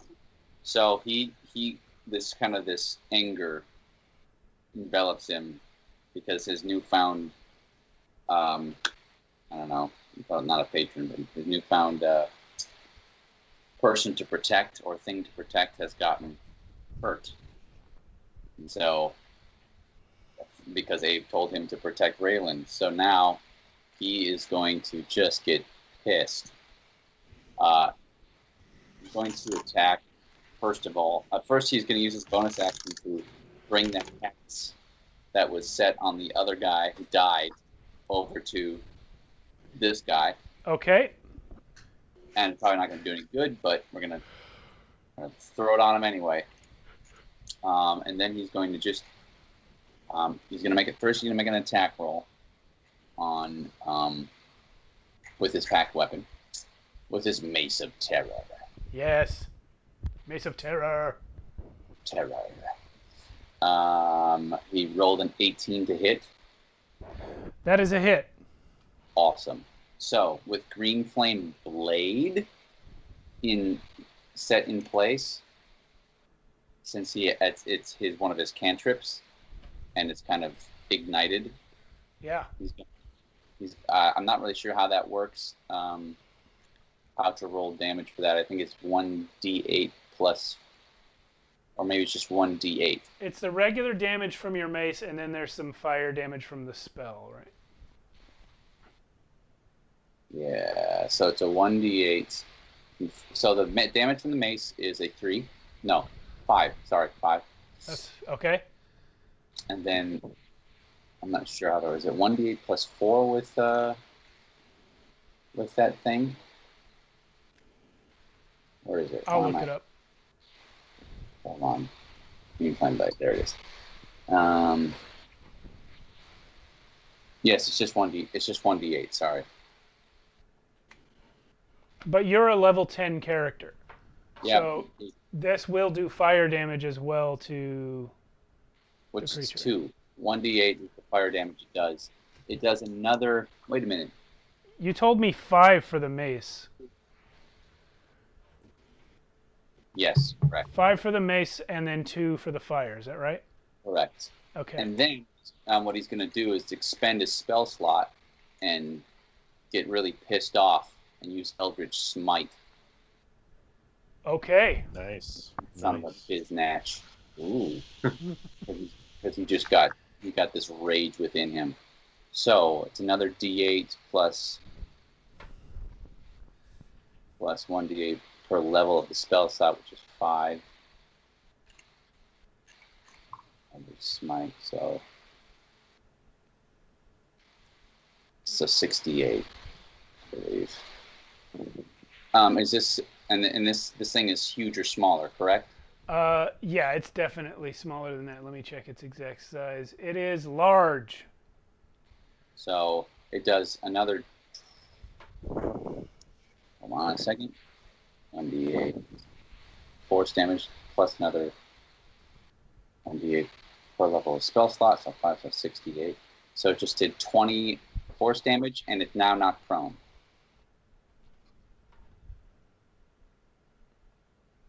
Okay. How does it get prone? I guess, yeah, okay, so it's just knocked to the ground. Yeah, it's knocked. Cool. Anything else, Ramakon? That plus 6 necrotic probably doesn't do anything, does it? Let me double check. The necrotic damage on this thing, because you said the necrotic damage didn't hurt the other guy. So that was one of the banshees. This is a Gloamwing, and the necrotic will do something. Okay, let me roll for the necrotic. 5 damage. That is from. What is the necrotic from? Hex, that's it. 1d6. So let me just. That guy. So that is an extra 1 necrotic. Okay, every little bit helps. All right. We are back at the top of the round. The Deathlock fighting Throck is unhappy with the situation. Oh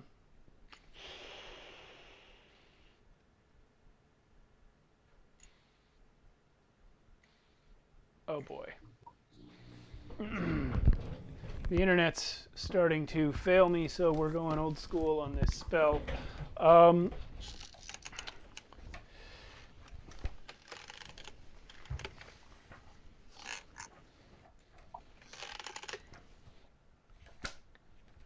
Let's see.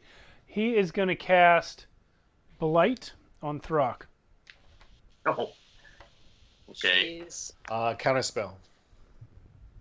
What level? I'm going 4th. You're going to have to roll for that.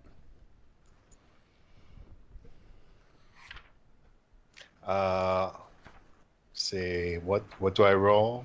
You roll your spellcasting modifier, I think. Let me read Counterspell real quick. I have the book open. Counterspell. The DC equals 10 plus the spell's level. So you're going to roll, an ability check using your spellcasting ability, which is Charisma. Nice. So roll my just my Charisma. Yeah, your Charisma modifier. That's right. Okay. Okay. And I got to roll more than 10 plus... 10 plus the spell's level, which is 5, so you got to beat 15. Really? And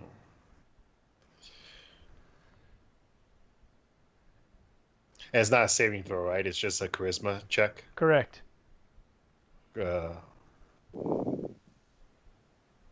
Spell casting modifier. Okay. I'm going to... Can I use a luck on this? Yep. Okay, my last luck. You just woke up.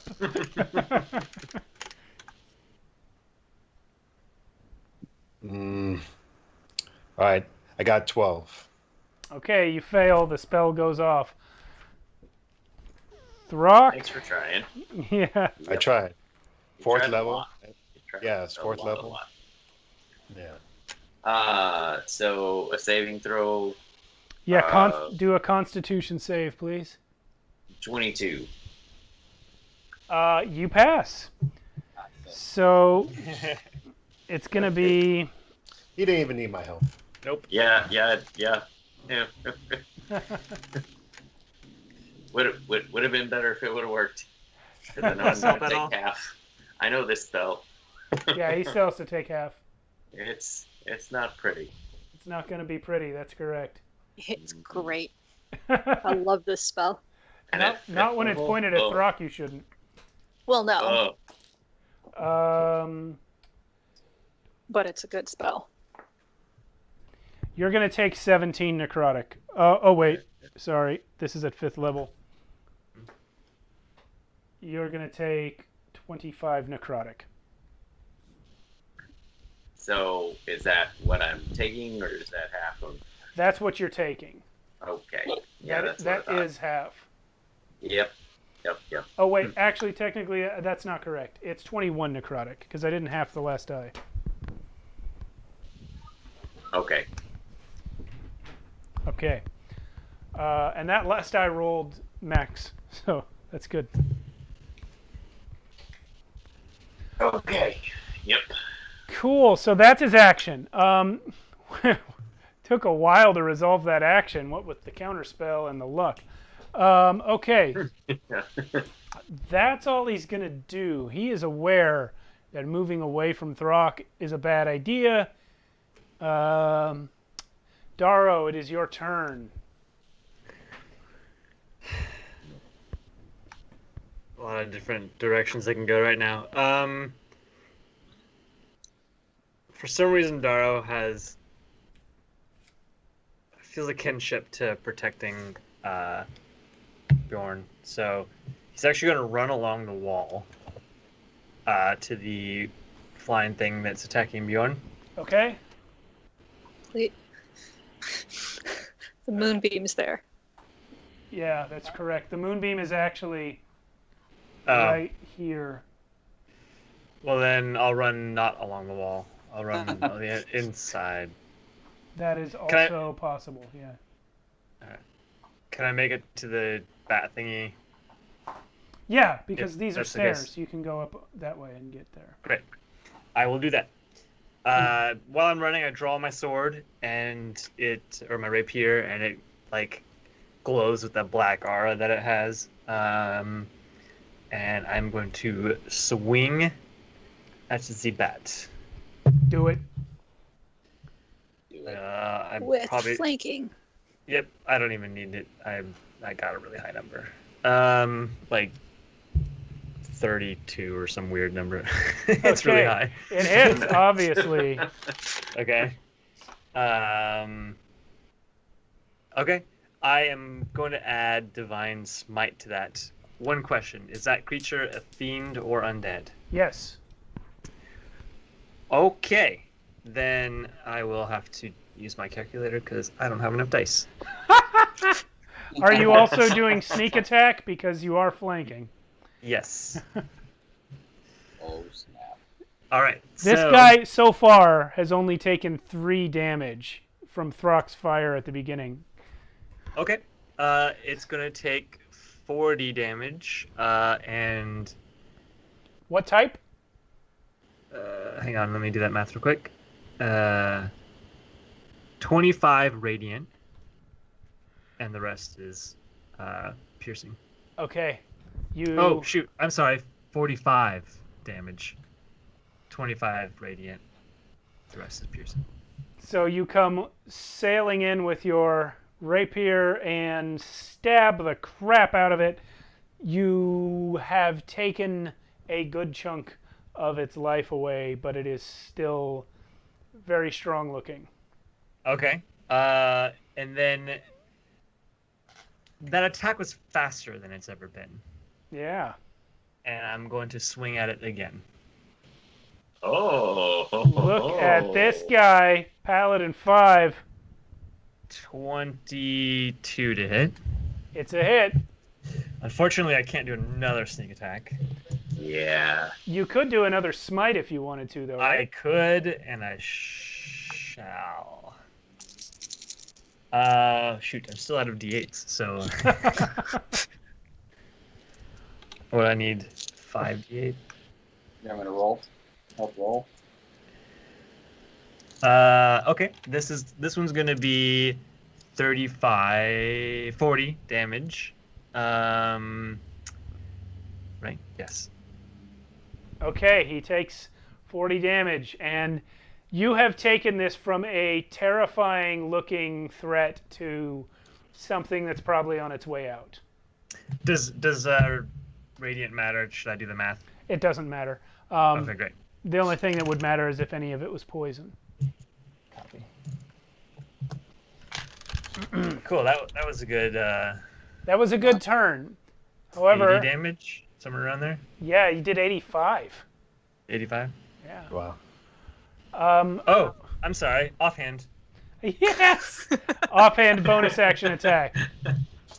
That's a crit, which is not going to be a lot, but it's still more than nothing. So. Wish I got the crit earlier. Yeah, that would have been great. Another 9 piercing. Good job. It must be more than that, right? Because for crit. Oh shoot! Yeah, that's only 1. So I have to roll another D4. Forgot about that. 13. So that's 13. All right. Wow. Amazing. Now, that was a really good turn, Daro. That was your first turn as a level 5 paladin. Well, your first combat as a level 5 paladin, and you made it work. Woo. Raylan, you're up. So how's this thing looking in front of me? The thing that Ramakan took down. That one is lying on the ground, half on the wall. It is more hurt than the one Daro just attacked. But it is still in this fight. And how's the controls looking? Nobody has touched the controls this round. Daro forewent the controls to attack that other creature. So I had to save Bjorn. Yeah, he had to save Bjorn. No, that's fine. That's fine. I'm gonna see if I can finish this thing off. Okay.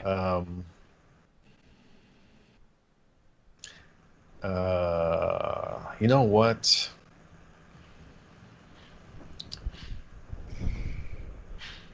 What? I'm just gonna use draining thread on this thing. Okay. Draining thread, and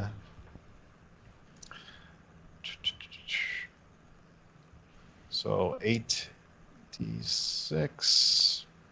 So the creature makes a dexterity saving throw. I don't know if it has disadvantage because it's laying on the ground. So. Let me check.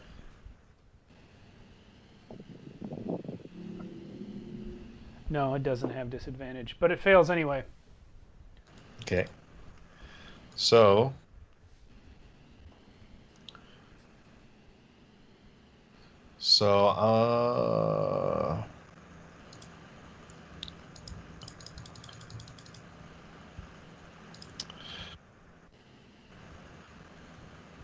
So that's going to be 46 damage. Oh my gosh.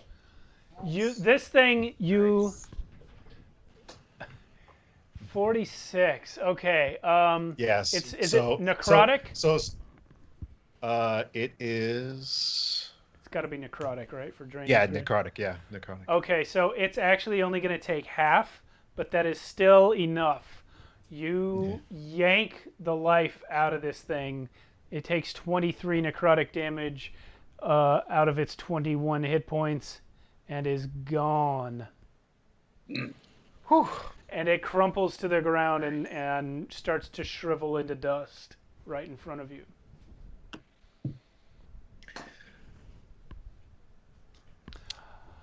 Yeah, like, so basically, what it looked like it happened, like Raylan was all bleeding from like the slashes he did, and like the blood just like went off of Raylan's body and went into his body and pulled out the blood from him. So.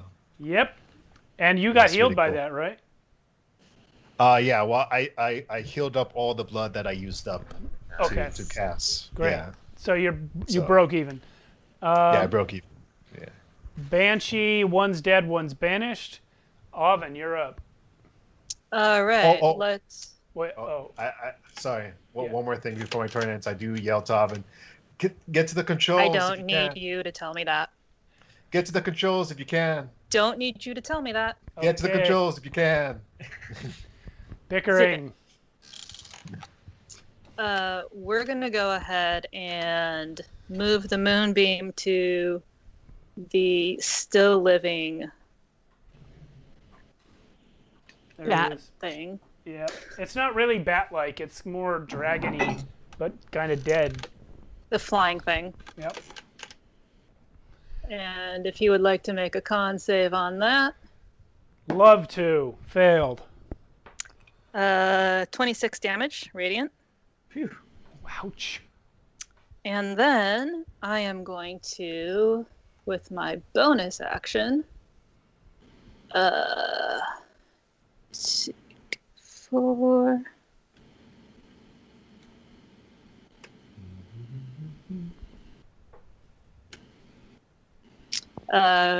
Yell at Bjorn, "Hey, Northerner," and give him 6 healing.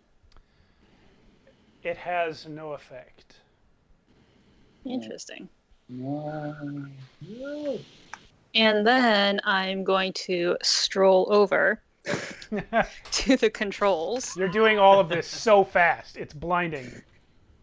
That's a nat 20 plus the +6, so a 26. You Using stabilize. Arcana. You stabilize the castle by looking at the sigils and understanding exactly how they're supposed to interact in order to keep this thing from flipping over, and you are able to keep the castle more or less falling right side up. It's not falling, by the way, at full speed. It's still got some of its levitation working, so it's like it's a slightly slower than normal fall, and that's why you guys aren't pressed up against the ceiling. Anything else, Oven? That is the 3 actions that I could take. Okay. Good 3 actions. Yeah. The Bodak will again withering gaze Throck. Make a Constitution save, please. Okay. Oh yeah. 26. Okay, you will take 11 necrotic. Okay. It sucks more of your life force out, and you see it like black tendrils going into its eye sockets and its gaping mouth. Okay. That's all he's gonna do.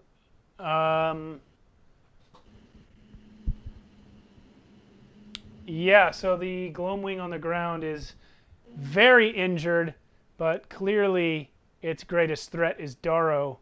So it's going for Darrow. It's gonna need to make another con save. It sure is.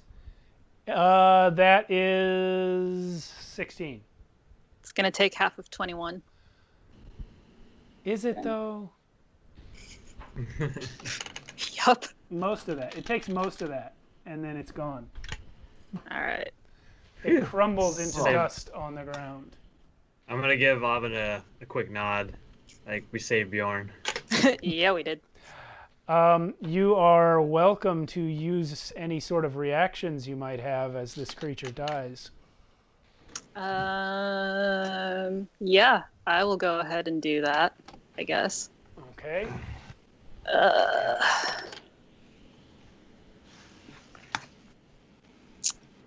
Let's see. I just need to know.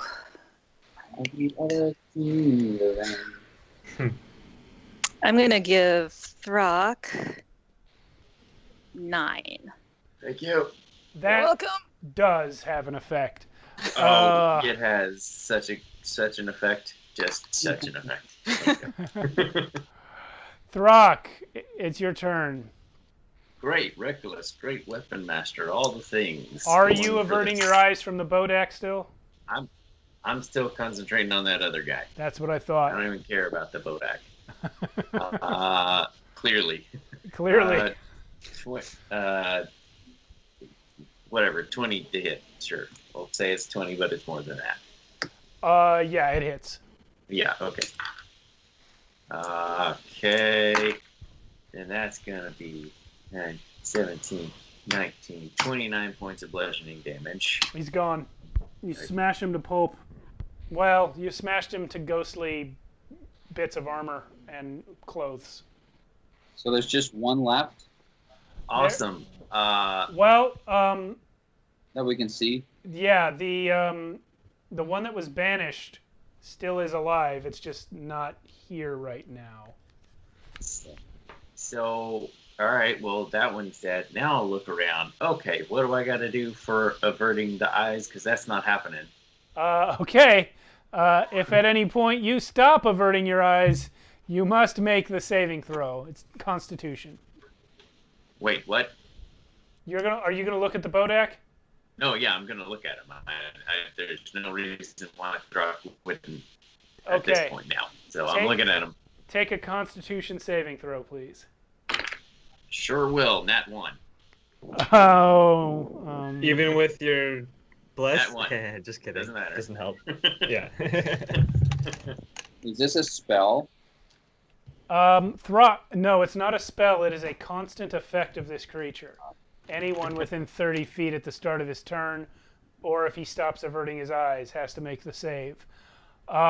Because you failed the save by 5 or more, you are immediately reduced to 0 hit points. Awesome. 0. There you go. And you're immune to the frightened... No, unless you're immune to the frightened condition, which you're not, technically. You're not technically. So that's Throck's turn. Killed something and then passed out.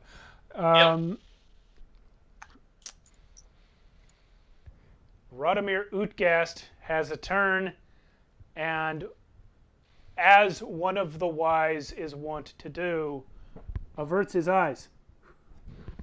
I know you can. You can. I think you can just see his base right there. That's where he's standing. I'm not gonna move the camera. Rod's gonna cast.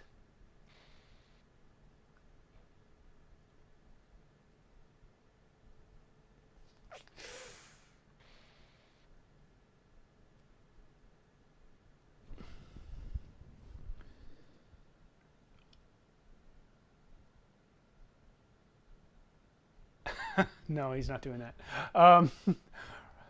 Rod is going to do Lightning Bolt again. And this time aiming only at the Bodak. The Bodak will make a con save and fail it. Eric, can you roll me 8d6, please? 8d6, you got it. And we have 21. Not bad. The Bodak takes 21 lightning damage from Radomir Utgast, who then goes over this way to get away from it. In fact, he's going to go up the stairs a bit. Yeah, that'll do. It is Bjorn's turn. He is exhausted and extremely hurt, and he's just going to actually sit down on that step. Take the disengage action. There's nothing there. Yeah, he's not engaging, that's for sure. Ramakant, you're up. Can Ramakant tell? So basically, the only creature left is that white one that we can see, right? That Yep. It's floating. Can we tell? Can Ramakant tell if it's undead or not? Yeah, you can tell by looking. Ramakant, you know this creature type. It is undead. This one's not flying. It rode in on a flying creature, and now it's not mounted anymore, so it's just standing there. This creature is called a Bodak, and it is basically just a life-devouring force in humanoid form. It will suck your soul and your life force right out of your body and into the gaping holes of its face, its mouth and eyes. This actually is an accurate Bodak miniature, so I will show you. That is what it looks like. Okay. It just sucks your life out. So he's just gonna look at this thing and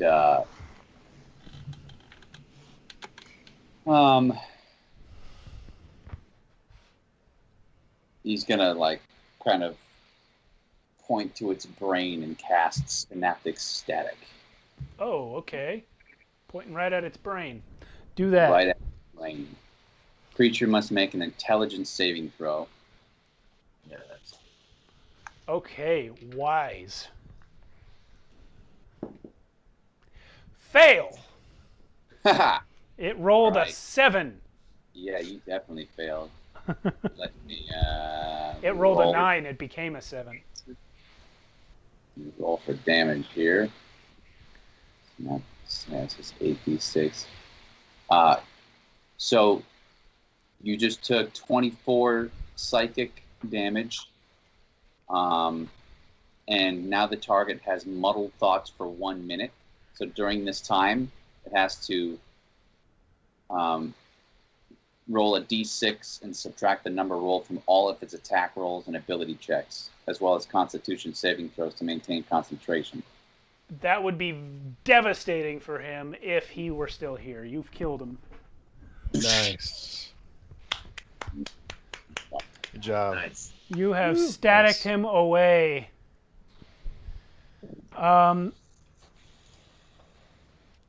So at this point, Throck is on the ground with 0 hit points. Bjorn is at 1, and a healing effect failed to work on him.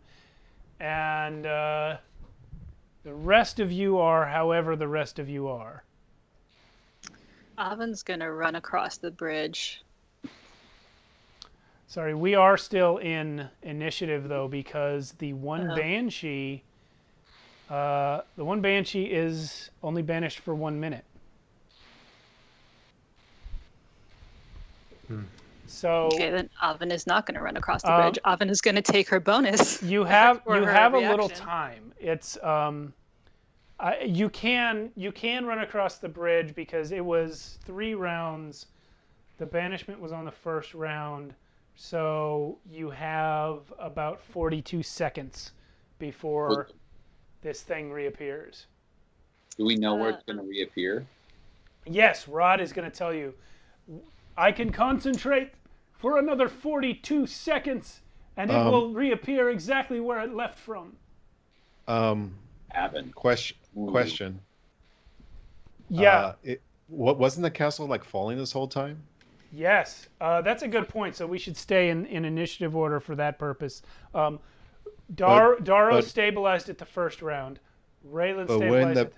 What? Wouldn't the banshee appear where it was during the fall?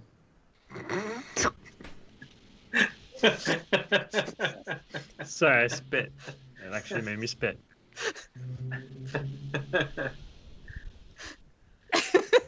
Radomir Utgast looks at you, tilts his head to the side for a second, and he goes, "Apparently so." And he is no longer concentrating on banishment. Take an inspiration, Alan. Thank you. Very good. That said, we are still in initiative because the castle's still falling. So first turn, Darrow stabilized it. Second turn, Raylan did. Third turn, Oven did. We are back at Darrow's turn. And we're on the fourth round.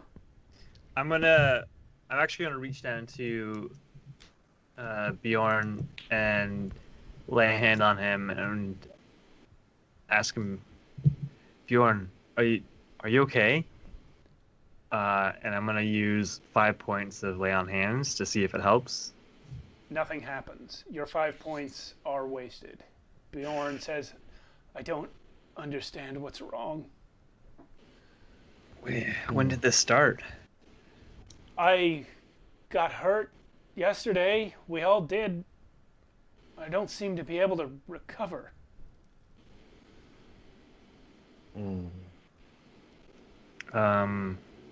Well, that'll be my turn. I'm gonna stay and comfort him.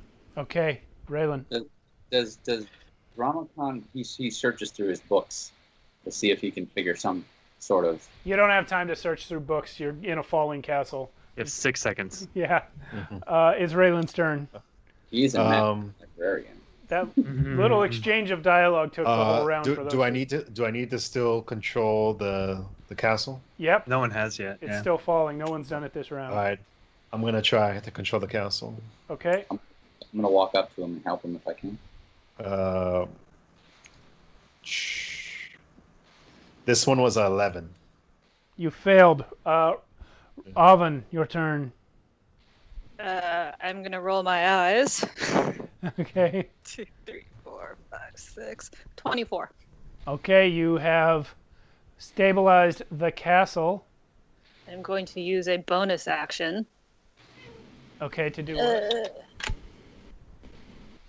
To use Healing Word on Throck. Before he even gets a turn, before he even makes a death save. Yep. Nice. Hey, thanks. Another 9. Oh, Okay. Level 10 crew, baby. And that was just in time. Throck, you are awake, and it's your turn. whoa. Yep. I got him, huh? Yep. Anything else? You're hasted. Yep. Eat lunch, Throck. What? Lunch. Lunch. Oh, yeah, I'll eat some.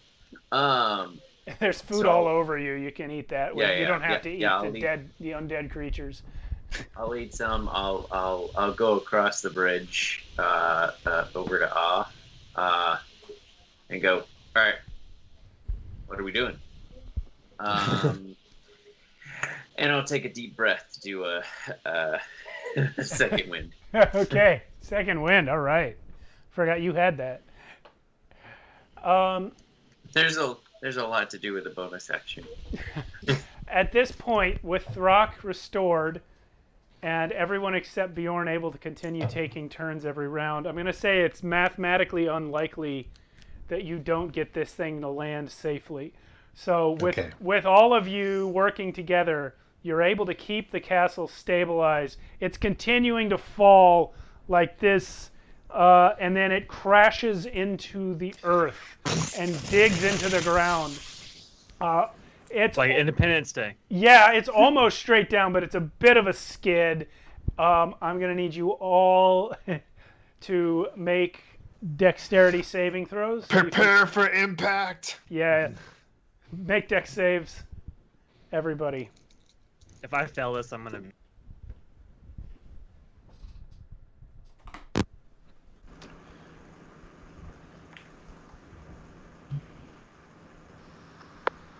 Man, I almost got a crit. Almost. Okay, Throck, what's your save? 24. Ramakon, 9. you fall down and you take 1d6 bludgeoning. It's 2. Daro, I love it. It's 21. you are okay. Oven, 19. you're okay. Raylan, 9. you fall down and you take 1 bludgeoning. Rod fell off the stairs and he takes 8 bludgeoning, but he'll be all right. The castle is a lot darker than it was when it was up above the clouds. You hear it starting to creak and settle. And as Rod gets back to his feet, he says, "Well, we seem to be intact. I think the castle may recharge if we leave it alone long enough." Leave it alone? What do you mean by leave it alone? I mean, stop using it Means we're walking. We can't. He looks over. This thing is now just the ground right under you. The magic of the portal is gone. And Can we still eat? he holds up. He holds up That's the important rope. part. He holds up the rope that you guys had been lowering down when you needed to come back. He says, "I think this is not how it was designed to work. I think you guys broke the castle." What do you know, old man? Quite a lot. He tosses the rope. We are going to take our break there. It's pretty late for a break, but that combat just kept going. We'll be back in 10 minutes. Actually, let's make it 15. So it's 10:51 here. We'll be back at 11:06. Great work surviving the falling castle undead horde combat.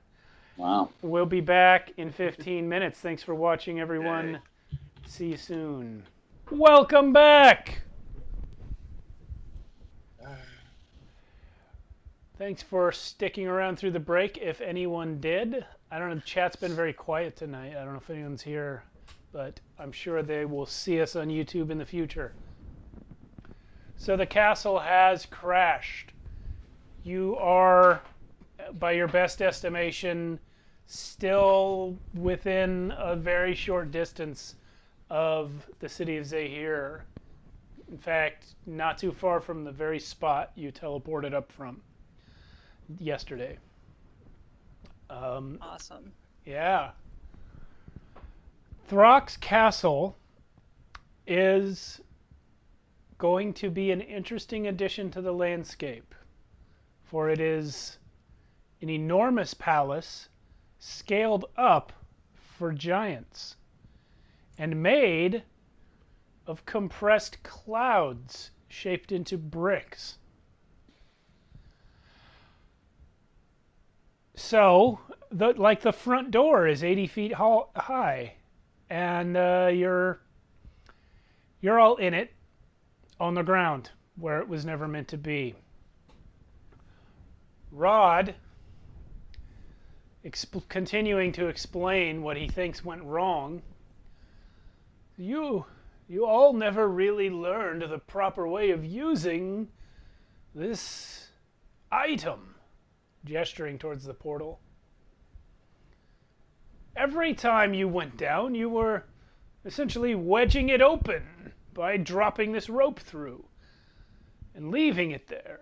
This thing is designed to close instantly when someone goes through it. It, combined with the ongoing damage to our universe, it was just too much of a disruption for the castle's core functions.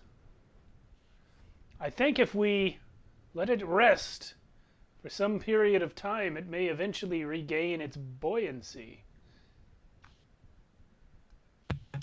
Well, we didn't exactly have a coach. Well, was it the rope or the bucket? Yeah. It was the rope, for the bucket was not stuck in the portal. The rope was still continuing to pass through where the portal should have closed. Well, we have a bigger problem. We have two bigger problems. Well, we have a lot of bigger problems. Yes, I noticed you brought a mummy and a shirtless man. Well, the shirtless man is one of the problems. He's not recovering or resting. The next biggest problem, if we're going in order, is probably the armies that are outside that probably saw a castle just fall from the sky. I wouldn't worry about them. No? I mean, it is a giant's castle. It's pretty hard to attack. Unless you can fly through gigantic windows. Well, they do have one less city to conquer. I don't know if they'll want to leave empty-handed, but we should make sure at least that they're not trying to besiege us after we deal with, or at least figure out what's up with Bjorn. Rod is going to kneel down and start trying to examine Bjorn. As he does so, he's going to say, "Who is this man?" Some northerner. He is from the land of, oh crap, what was the name of it again? Sabrakur. Sabrakur. Summer of Cord. Yeah, he likes cord. Sabrakur. He was... My old friend Sabra had found it under the leading up. Rod is going to turn to you, Ramakon, and say, Sabra? You knew Sabra? Yes, if my sponge-like of a brain can remember. We went back many thousands of years. I was reading about Sabra in the library not too long ago. He was some sort of founder of a nation, of this man's nation. This is correct. I see. I knew him before he founded this nation. Well, that would have been while I was dead. Mhm. How are you back? Well, he's continuing to poke and prod at Bjorn. You must understand, I'm not actually Radomir Utgast at all. He was a man, a wizard who lived quite a long time ago, and I am actually a spell that he cast. I was a recording of his mental energy left to guard his tower when this gang of ruffians found me. Somehow a chaotic magic surge caused me to become stuck in the boy's head for a while. I was originally just a message and a warning system for people invading Rod's tower, but I became a voice in Raylan's head. Then, more recently, we ran into some lesser deities, one of whom pulled me out of the boy's brain and gave me my own body. I have all of Rod's memories up until the moment he created me, but I'm not technically him. Fascinating. Yes, most of the past 2 ages of the world I have spent in a dank basement waiting for someone to come by. Sounds a lot like me. I don't look much like you, though. No. No, you don't. You were preserved in someone's brain. I clearly am undead. You do remind me of someone, though. I can't put my finger on it. He stands up at this point and says, "This man reminds me of an old friend as well. He also never wore a shirt and loved blue pants."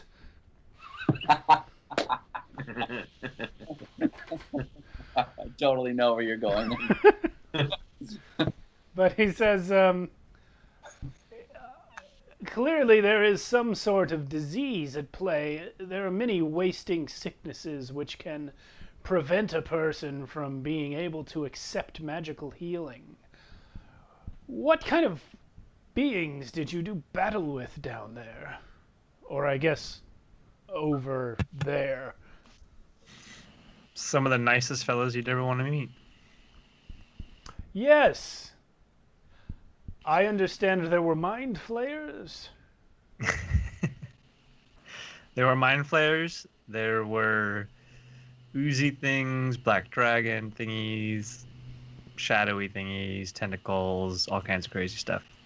Things that I've never seen, even in the millennia that I've been alive. Or undead. Interesting. Starspawn. Oh, I don't like them. What? Wait, actually, have I ever heard that term? Doesn't matter. What would... When was the first time that you saw him fail to recover when he should have? I believe. This morning? Yeah. This morning. It makes it likely that this disease was contracted quite recently. What was the last battle you had down there? Battletoads. Battle toads? Yeah. They were toads. They battletoads. I figured that out myself. Mutant frog-like creatures. Some are green, some are red, some are blue. Were they teenagers? Rod exhales. Rod exhales heavily and sinks down onto the step next to where Bjorn is half conscious. And he puts his face in his hand and just says, "This is not good. The creatures, did they seem intelligent?" I don't know. A lot of them ran away pretty quick, so. Oh yeah. That's because they were afraid of me. Yeah.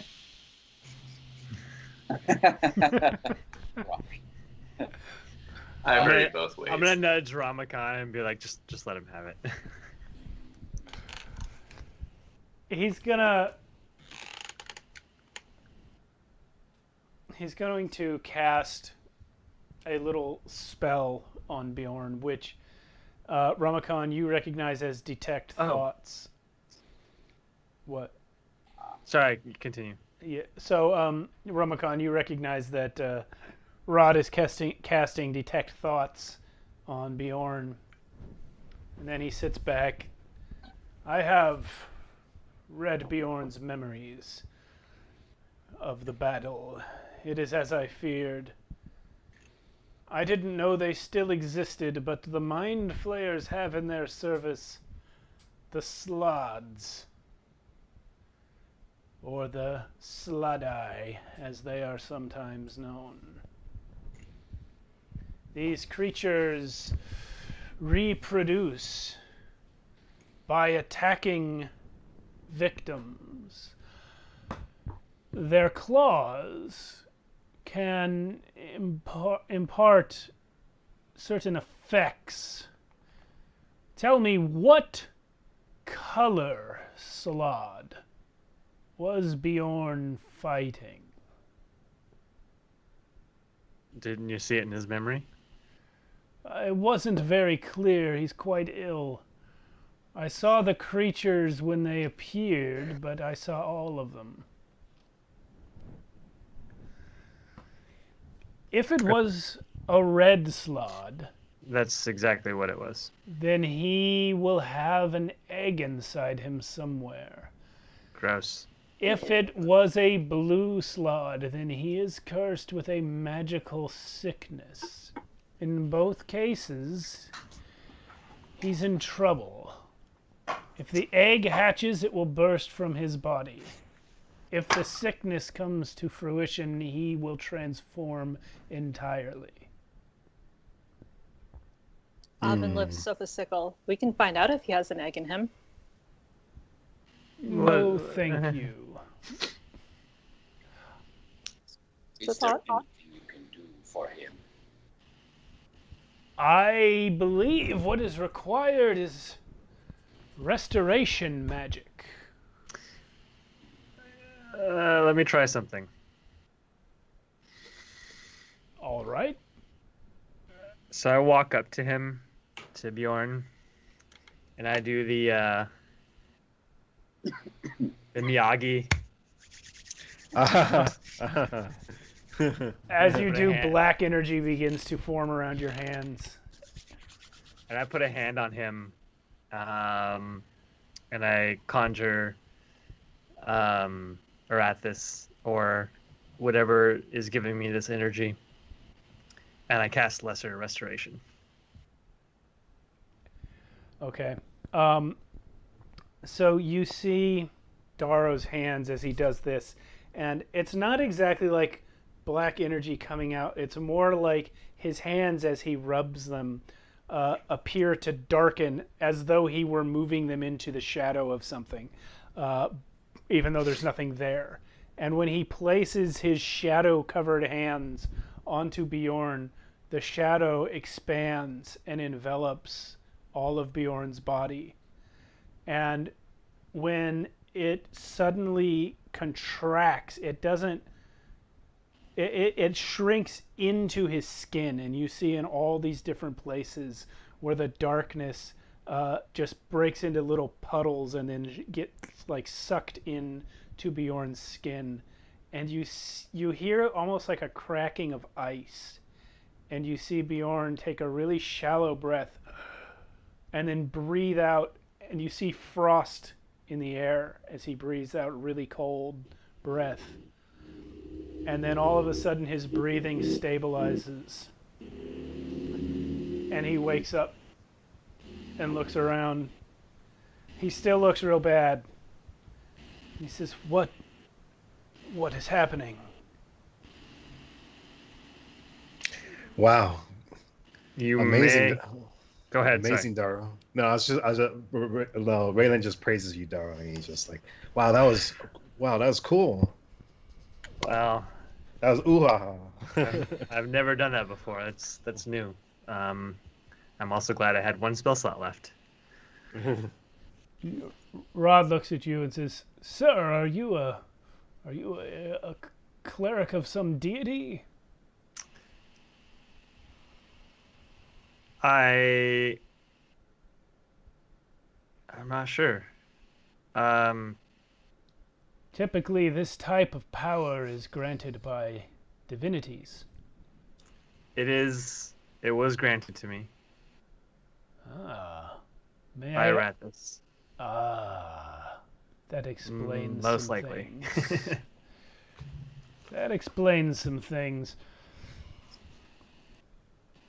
He's gonna look up at you again and say, "Do you also have healing abilities? I do. See if you can close this man's wounds now." Okay.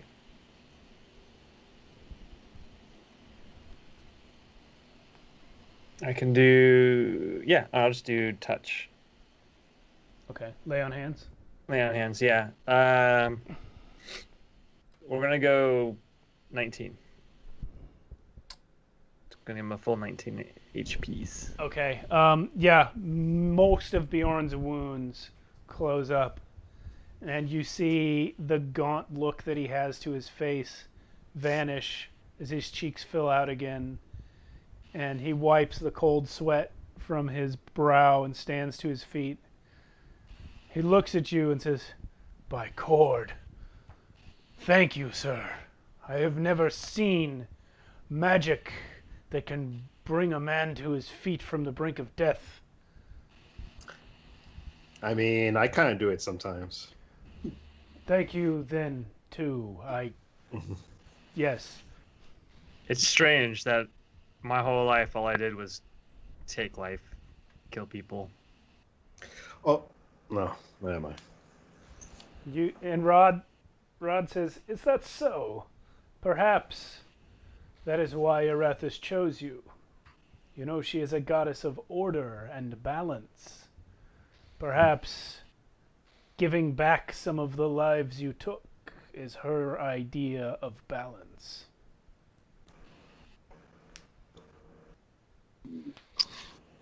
Daro doesn't have anything to say to that. Just kind of stays quiet for a minute. Rod looks around for a second and then goes, "Well, who wants to fix a castle?" And starts marching up the stairs. All right. I guess Raylan follows him, And but follows Raylan then. Okay. Rod's going to go ahead and head to the library and start going through books specifically about this place.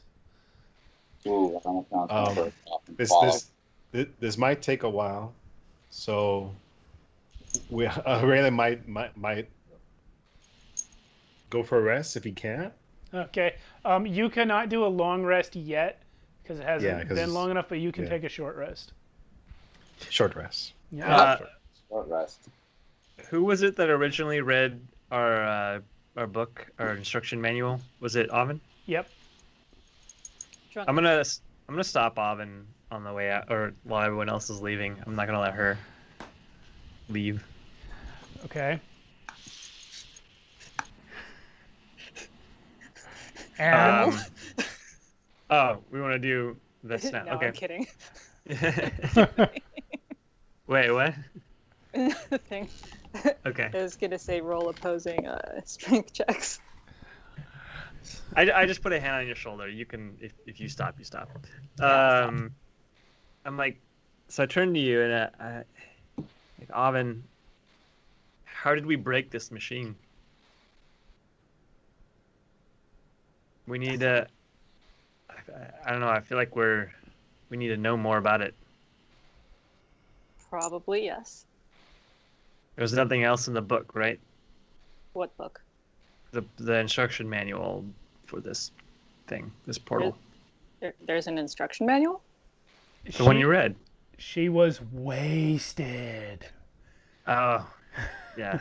It was That's that right. first day when you guys went to the table and Raylan and Avin both got wasted, and then she came down and read a book. That's right. She like peed in the portal and then read the book. Yeah. Correct. And then fell asleep on the book. And then fell asleep on the Okay. Pretty sure she didn't have any clothes on either. Yeah, that's also true. Oh, yes, that's right. How could I forget? Because she came down here from the bath. Yeah. Do you want to take another crack at the book? Maybe we can learn something new about the portal. Point me to the book. It's still up on the... No, it probably fell off the pedestal, but there is a pedestal, which I forgot to put on the board, but it's roughly between where the portal is and the bookcases. And I feel that... like Throck took it down. Well, then it's on the floor, but it's big enough for Avin to accidentally- use as a bed. Yeah. Yeah. I accidentally threw awe in the process. Oh, yeah. Took it off of You were the- trying to get her down because she was asleep and you needed her awake. Yeah.